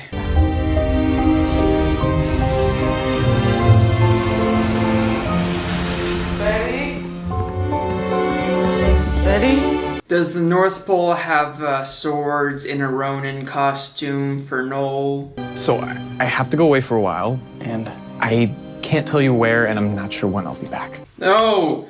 These secrets are not healthy for a long-lasting relationship. You're just like all the other guys. Oh, no. Wait, what other guys? Just tell me the truth. Whatever it is, you owe that to me. Okay. Okay.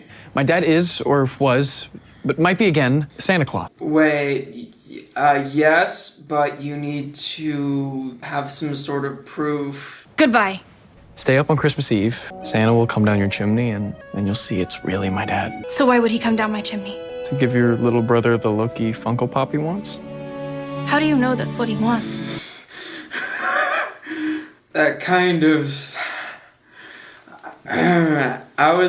When I said magical proof, I was thinking like popping a Christmas decoration into existence from nothing, or perhaps flying on a reindeer. That just looks like you've been spying on her family. I'm the only one left, Chief. Okay, well... I told them all to wear these foil caps so they don't disappear. They laughed at me. Did that hat actually work? Butter, what if I told you that you could fly like Santa's reindeer? No. Next, you'll be telling me the octopi are aliens. Okay. Ready? I think my piano idea was less of a long shot.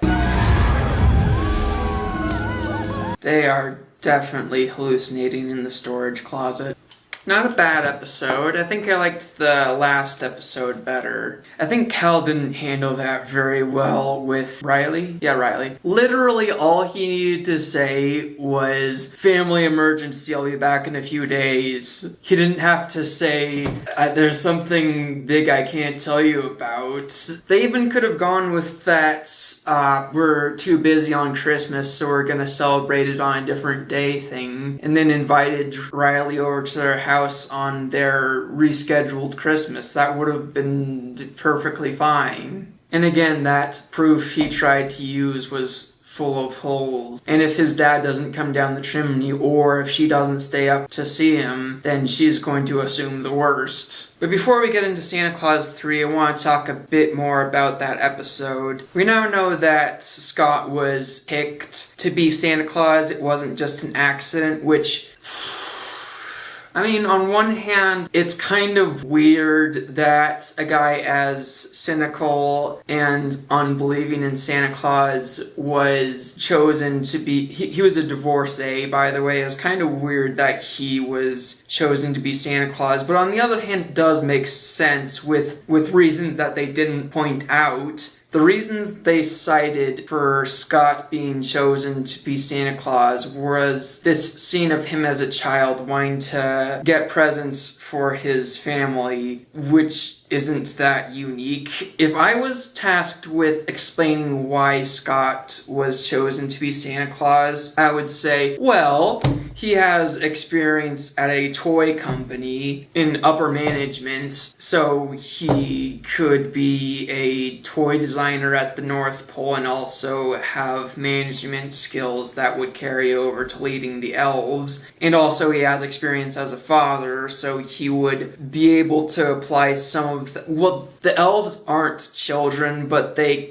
kind of act like children, so Scott, being a father, has some applicable experience for how to lead kids, if that makes sense. But it's weird that he picked a divorcee because he wanted someone who could raise a family in the North Pole, So he picked someone who was divorced and already had a kid that wasn't born in the North Pole. That's kind of weird. And let's talk a bit more about that part of the episode where Carol asked if there were other Mrs. Clauses, and Scott said he didn't ask, and she said of course he didn't. They played that off like a joke, but I think that that's something that needs to be addressed. They both seem to have this problem of over-prioritizing their own reputations and not being mindful enough of the other person's role or the other person in general.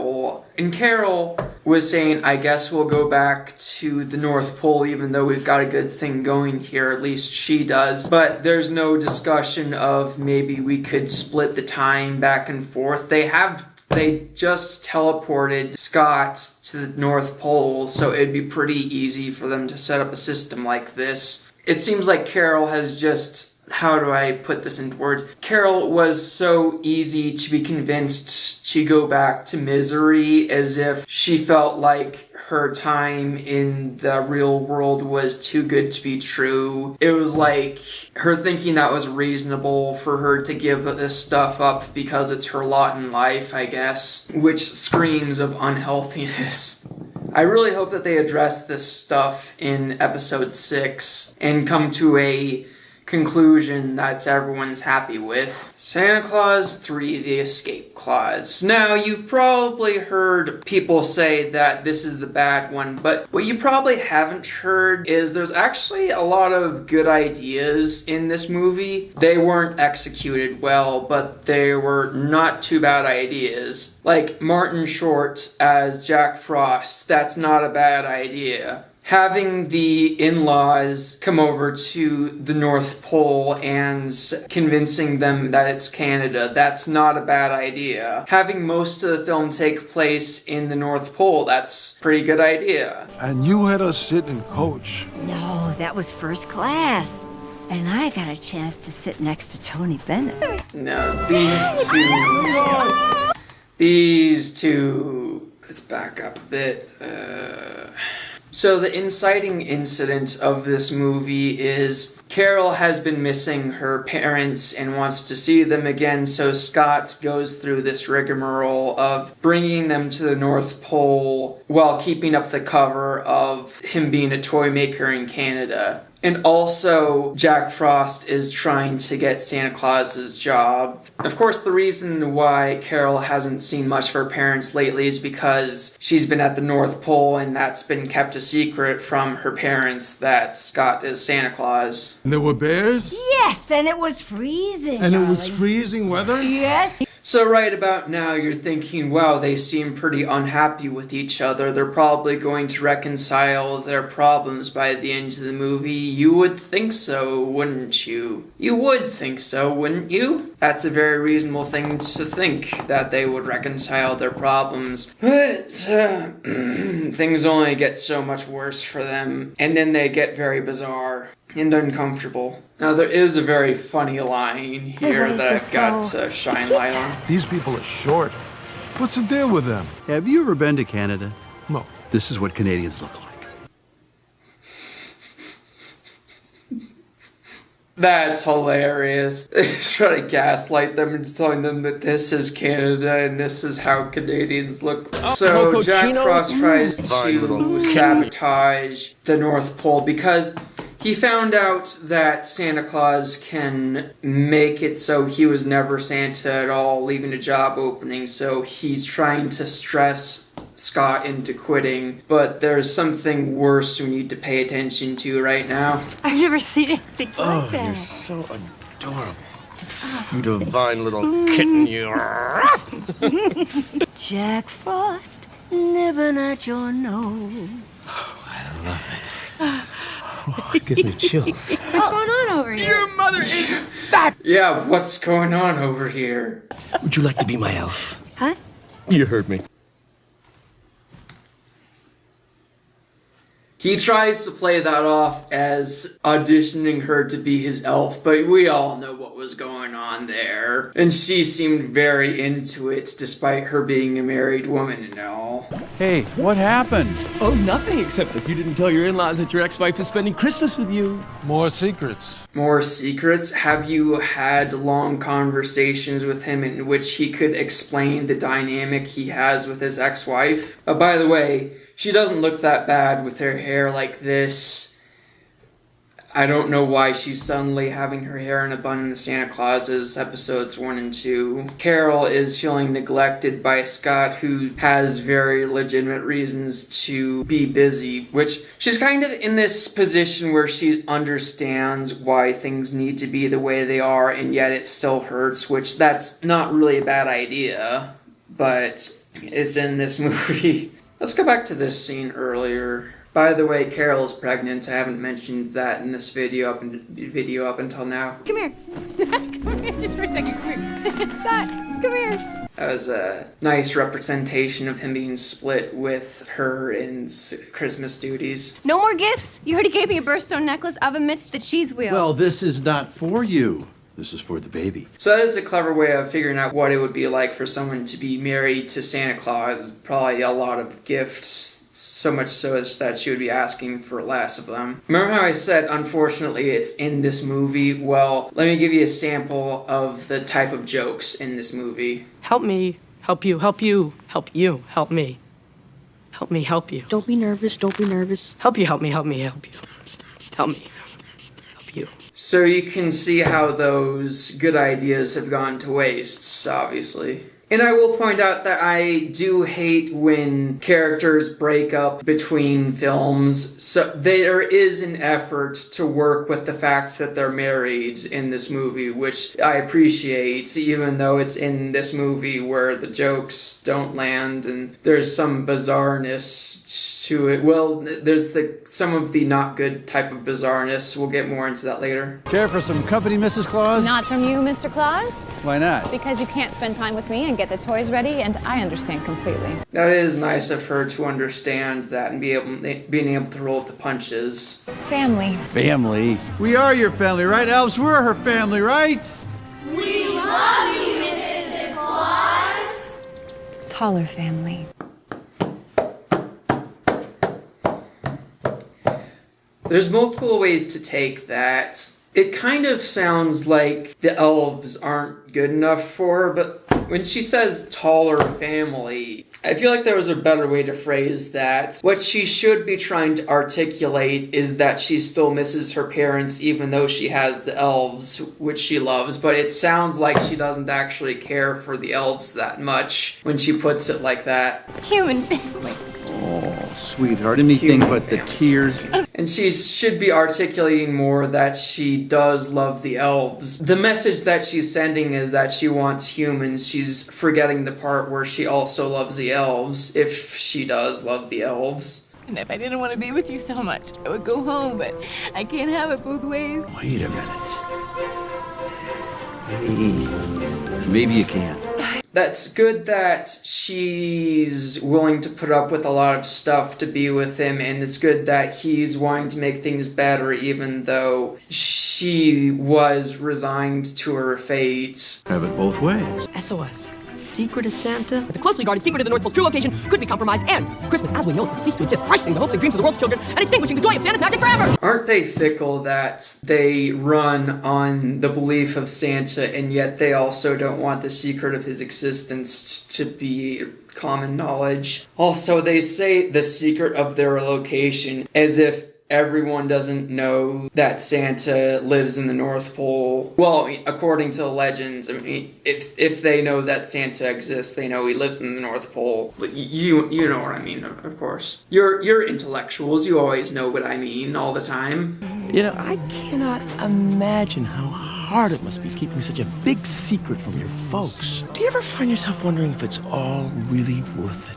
Oh, it's definitely worth it. Apparently, you're still wondering that 18 years later, something like that. No, 16 years later. And I'm sure you have a perfectly good reason for shutting us out of your life. Well, funny you should say she does, but does she though? But does she though? I guess you can make the argument that the North Pole wouldn't have very good cell reception, which is why she wouldn't be calling them very often. I don't think they ever explained whether or not the North Pole has internet. Who's to say if they can email each other? So she kind of does have good excuses for shutting them out of her life completely. I mean, I guess she could visit during the summer or right after Christmas, well, soon after Christmas, but... Well, you know, actually, when she has access to teleportation magic, it is kind of messed up that she's never seen them that much. You know, now that I think about it, Carol seems to be whining about problems that she could easily fix herself. She complained about the Mrs. Claus reputation that she has in the Santa Clauses, and she complained about not seeing her parents that often when she could just teleport over to them. It's busy season. It's always his busy season. That was a loaded sentence. Tell your dad to do it. And then watch the suddenly displaced Mr. Claus run right over. That's actually not a bad idea to get him to do that. Hey, Dad, do you want to help me with the tree topper? Yeah, in a minute. I don't know who he is anymore. I don't know who he is anymore either. He was kind of banking on that not working, though. I know you're upset. Oh, you picked up on that, did you? Well, maybe that's why I invited you It's up not here, as bud. bad as so being Carol can be ripped away surrounded by from her family for and love told and you can't support. see them anymore. While I try to do things you can't even imagine. But rather than try to make things work, it seems like you're trying to make things worse. That's absolutely correct, what he just said. He's been trying to get stuff done while also going through these great lengths so that they can be here. And Bud has been criticizing everything this entire time. That's it.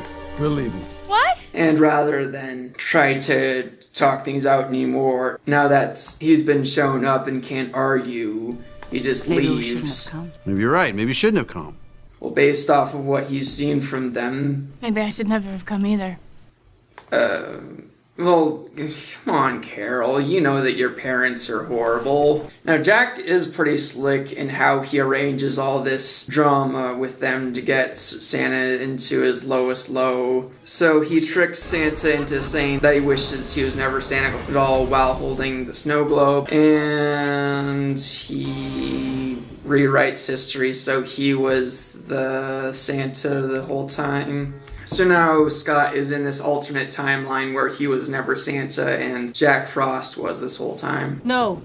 And you're not going out tonight. Yeah, okay. What are you doing here? Came over to see you. Why? Because we don't see each other enough. Now, I call shenanigans on Scott never being there for Charlie in this new timeline because before Scott became Santa Claus in the first movie, he was trying to be there for his son. He wanted to hang on to visitation rights. He was frustrated that Neil was becoming his replacement, so he always wanted to be a good dad to Charlie even before he was Santa Claus. Also, in this timeline where Scott was never Santa Claus, Charlie is still a juvenile delinquent and a rebellious one at that. So now what's his excuse? In Santa Claus 2, Charlie was saying that his problem was that he can't tell other kids that his dad is Santa Claus. Well, in this timeline, his dad was never Santa Claus, and he's still a rebel who's probably spray painting everything everywhere and going out despite his mom's wishes. I guess that was just a lie about him having excuses under being so hard for him. And I understand that he said that the reason he's messed up is because his dad is neglecting him, but I just explained why that doesn't hold up in court. Can you help me find Carol? Carol Newman, the principal of Charlie's school? Carol Newman? Yeah, do you know where she is? I don't know. So in this timeline where Scott was never Santa Claus, he works at that toy company still, which, you know, it's a respectable position. He's a corporate guy, might be helping the economy even if he does his job well enough. There's certainly people working under him who might be benefiting from his good management skills. That's, you know, it's a respectable thing. And he doesn't have a good relationship with his son now, which, I mean, Charlie is not really much of a treasure to be lost. He's a rebel and certainly someone who is losable and expendable. Oh, and also he's not married to Carol. Oh no, now we need to fix this. Something must be done. Go to the North Pole and confront Jack because you can't not be married to Carol. Frost turned the North Pole into a theme park. Neil has been taking Lucy to the North Pole ever since he and I got a divorce, remember? Now, right about now, you might be asking yourself, what does Scott being Santa have to do with Laura and Neil's marriage working or not working? We'll get to that in a second. Divorce. They have an explanation, which we will talk about. Dad, I don't like this. Well, it's just too bad. Will you stay right here with me and hold my hand? So why is it that elves weren't disappearing when this was destroying the spirit of Christmas? Maybe they were and they didn't notice? What happened between you and Laura? You don't really know because you were never around. You were never a father to Charlie. You put all the pressure on me, and guess what? He didn't want me to be his father, which messed things up pretty good between me and Laura. So they do have an explanation here for why Scott, not being Santa, destroyed the marriage between Neil and Laura. Part of me wants to sarcastically say, because as we all know, it takes at least 3 supportive parents to keep a child from being rebellious. Ideally 4 or 5. But I mean, The fact that Charlie didn't want Neil to be his dad, I guess it kind of makes sense for that to throw a wrench into a marriage. The problem is that wasn't really set up by past films. Charlie always liked Neil. I think he did anyway. And yeah, he wanted Scott to be his father, which Scott always was a father to Charlie. There is room for arguments that Neil should have just rose to the challenge of keeping the marriage healthy even though their stepson is super rebellious, but I think it's plausible that something like that could destroy a marriage, but I don't like that Neil is not taking any of the responsibility for this. And why doesn't Laura take any of the responsibility for it? She could have talked with Charlie and asked him to not be such a jerk to Neil. The long story short, Scott tricks Jack Frost into going back in time again and he becomes Santa again. So we're returned to the normal timeline. Apparently, Carol and the in-laws have been looking for Scott. It's just been a few minutes. For just a few minutes. Only been a few minutes. They might have felt bad about how their actions, as evidenced by the sad looks on their faces. But he loses sight of what's really important.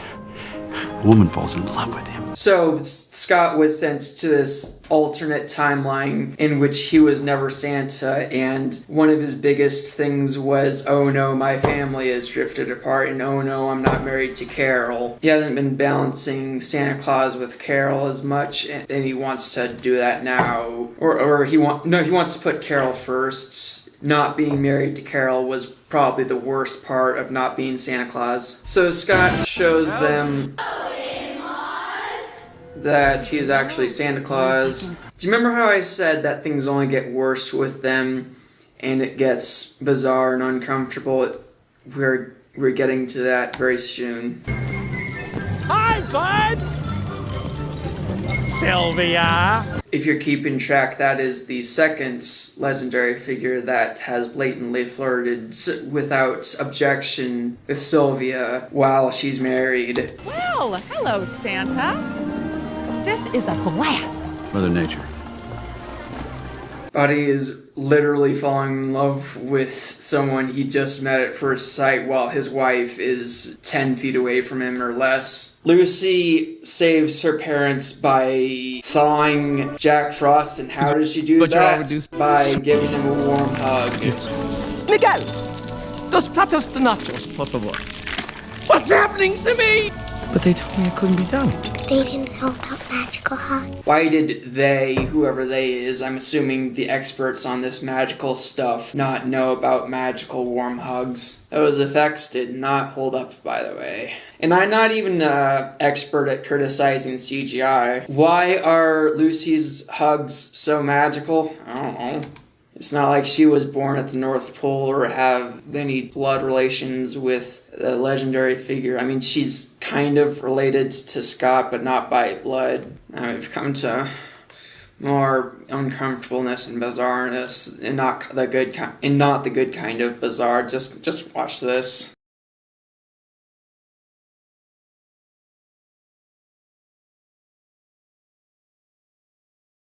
His wife is literally right next to him right now.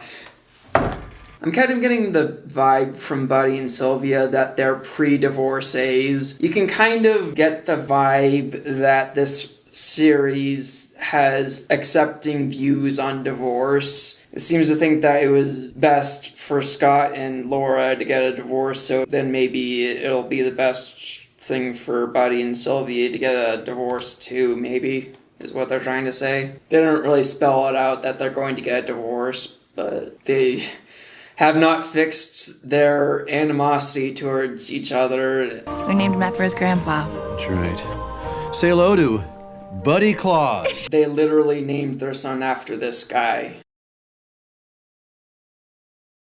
No wonder everyone just calls him Cal. Now we've come to the best part of the Santa Claus 3. The bloopers in the credits. Action! Do you like carrot juice? Beta-carotene gives me a buzz. Honey! I'm built for speed and comfort. Oh.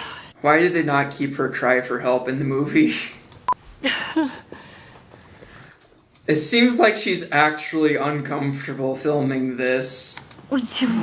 You're weird, man. Really, you don't look like Santa. Well, I am. I'm sorry. That was good. That was good, All of a sudden, Rosemary Clooney showed up. Well, I am. I was laughing because it was in the scene. There's no laughing in this I was scene. happy. At least they were able to have fun making this. It wasn't their fault that the script was broken. I think Scott did do a good job of reconciling the in-laws by telling them the truth and also accepting that they're going to be scrutinizing him a little bit. Well, I mean, some of the things that they've been criticizing were valid, so I guess it's good that they come to a middle ground of maybe not criticizing so much, but being open to constructive criticism sometimes, if that makes sense. But the thing is, Scott was saying that he needed to put Carol first and recognize that she's what's truly important. According to the Santa Clauses, he still hasn't been treating her like she's the most important thing. I guess it's all on episode 6 of the Santa Clauses to fix this, or season 2 of the Santa Clauses, perhaps. If they do come to a healthy resolution in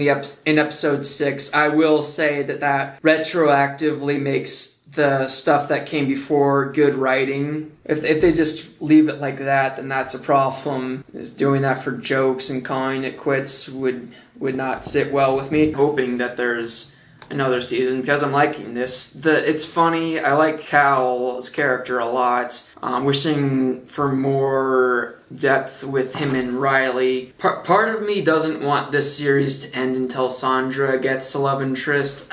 I don't hate her character much. I mean, she has a few flaws to her, but she's alright, I guess. And I will never get enough Carol with her hair properly managed and wearing low-cut dresses. I'll never get enough of that, obviously. Previously, on the Romance in the Santa Clauses, Cal hinged his romantic endeavors on his father's ability to go down a chimney and give his girlfriend's brother a Funko Pop.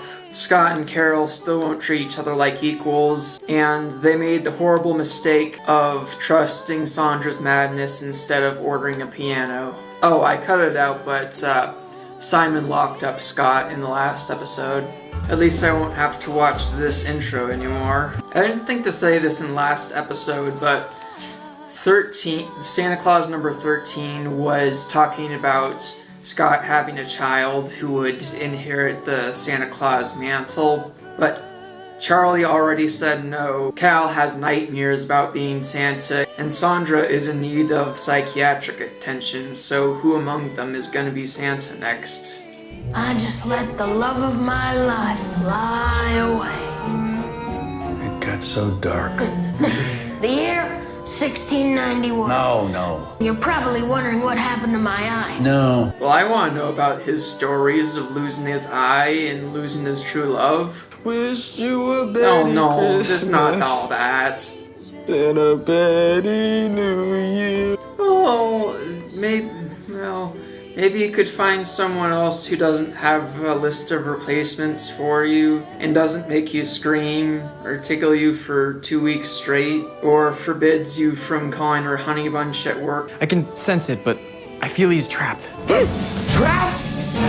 Not my Santa. Alright, let's go. I thought you were being tortured. I am being tortured, but it's so good to see all of you. Some of us more than others, though, right? You don't have to say who. Bold words to say next to his wife and kids. We do have powers. I knew it. You will use your powers. Can you get us out of here? Melt the bars with your heat vision. You know you could just eat your way out? The bars are made of licorice.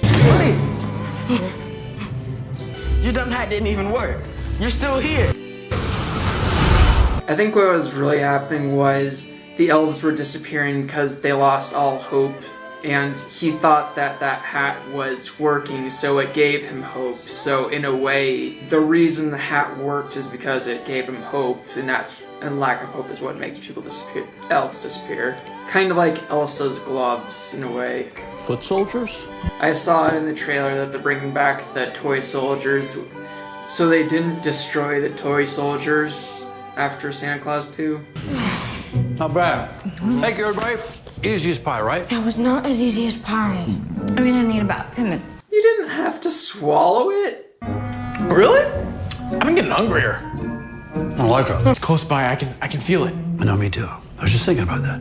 You and I gotta have a conversation about this, but not... Is it just me or is Cal more Santa-ish than Sandra? He said that he doesn't want to take over for Scott, but I don't know if he's gonna change his mind about that. Tell us where the code is or we'll shoot.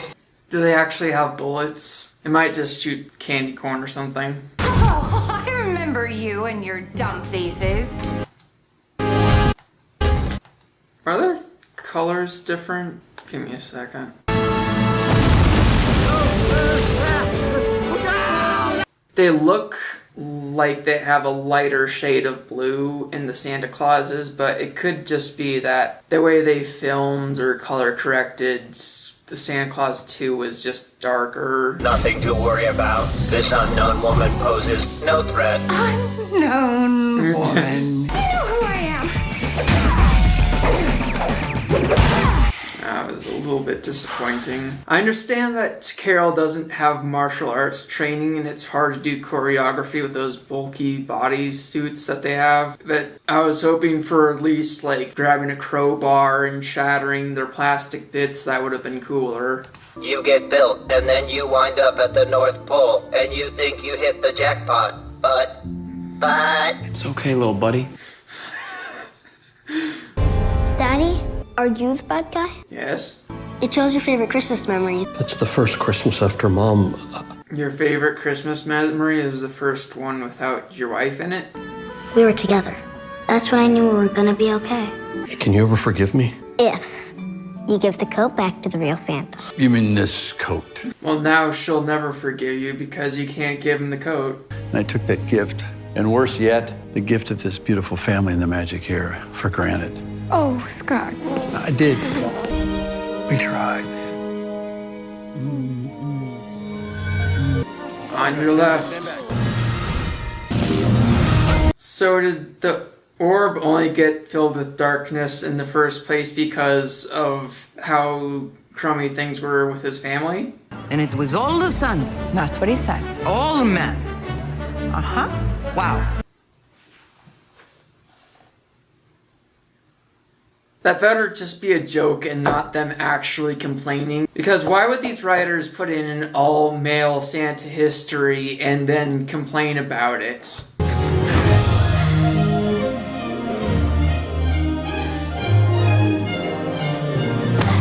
That's for leaving me in the first place and making me feel sadness. I'm so... You feel sadness? There he is. There's my big, strong, hunky Santa. Yeah. Oh, gross, Mom. You know, I used to think being Santa. Shush, Sandra. Tell him more. But I was thinking I might stay behind tonight with Betty. I'm gonna do this with my team. Oh, you're serious? You want us to go with you? All of us? Yeah. Oh, yes. I should complain about how Cal's being inconsistent because he said being the new Santa was his nightmare and now he's agreed to go along with doing the Santa job with him. But really, I'm just going to be happy that he's going to go down the chimney himself and give her the Funko Pop himself. So these things still work, right? If you shake them, they show your favorite Christmas memories? Yes. Sweet, then I'd like to take some snow globes to go. I put Simon and Grace to sleep and sent them bye-bye. Once again, Edie, need a better choice of words. They're hallucinating in the storage closet, aren't they? What? No. What? Is it too much? How could you turn down Power Ranger Santa Cal? Still not loving it, but I'll get used to it. It's everything I've ever dreamed of. You know, Sandra might be insane, but she seems to like this more than Cal does. She would look weird with a big white beard, though. Aww. Yeah.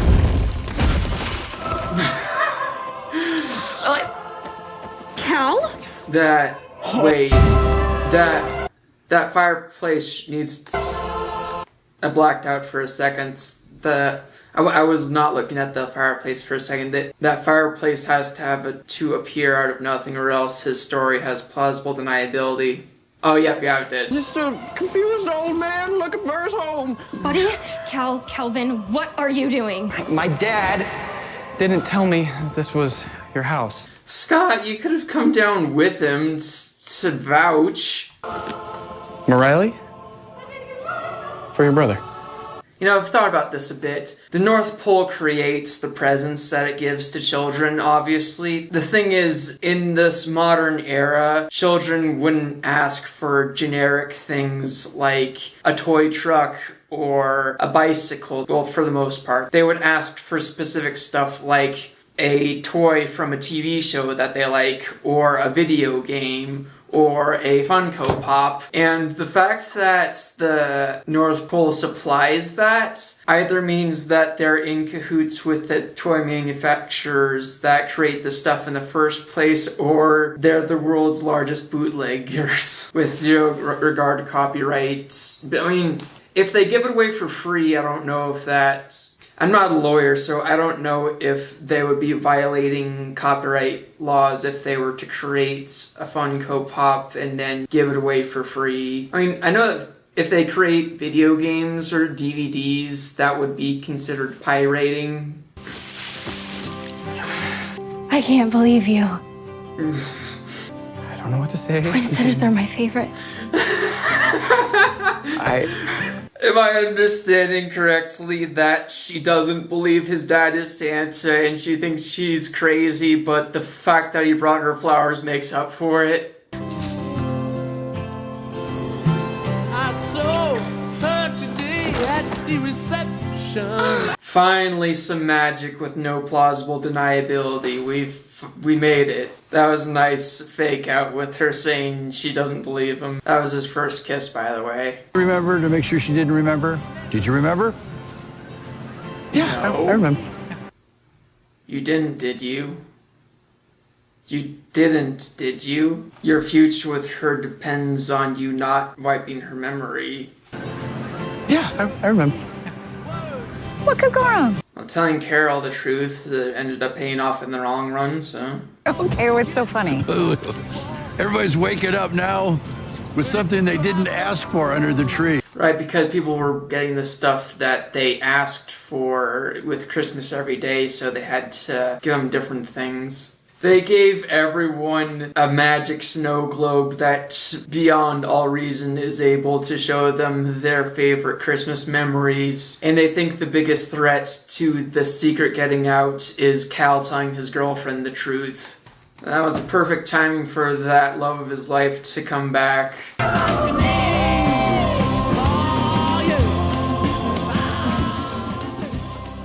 So that was a pretty effective way to bring Christmas spirit back. You might have been thinking that they wrote themselves into a corner because they were saying that people were getting the presents every day, so how are they going to bring Christmas spirit back if everyone's already gotten all their presents all year round, or for however many months they're doing Christmas every day. But the fact that they gave them the snow globe that specifically shows them Christmas memories was a perfect way to bring back Christmas spirit. So that was a pretty good season. That episode was pretty funny. There was a few jokes with Mrs. Claus that I disagree with for the reasons I've stated. The problem with Carol pointing out the sexism in the system is that these writers were responsible for designing that system. I mean, it's not set in stone how the North Pole operates, so they could have changed it to be more equal. And they rolled the credits before we came to some sort of good situation with Scott and Carol. Carol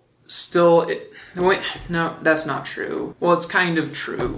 They had Carol join Scott to co-Santa or quad Santa with the kids. But there were so many things that made the family happier in the real world that they could be abandoning for all we know. I was hoping that they would clarify that they're going to have some sort of back and forth system, which unfortunately we didn't get. So after watching this season of the Santa Clauses, I would like to ask this question. Can I have another one? Do you want me to do another one? Do you want me to do another one?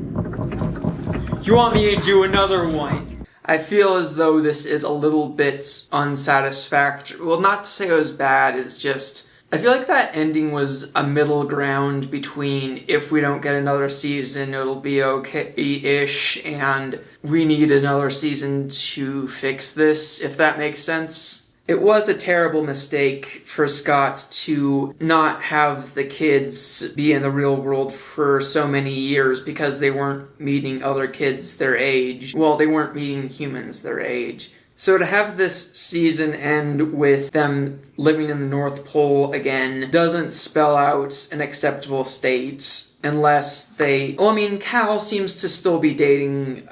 I don't know her name. Well, I mean, Cal still seems to have his girlfriend, but I don't know how inconvenient that's going to be. I'm assuming that they're staying together, but Sandra doesn't have anyone yet. To me, this happy ending seems fake or not right, because at the beginning of the series, Scott was happy to be Santa, and the rest of the family was miserable to not be in the real world. And then at the end, Scott tries to make them happier by giving them the stuff that makes him happy. The shared duties of present delivery as their happy ending just doesn't add up. So in short, that was pretty funny, but I'm gonna need a second season.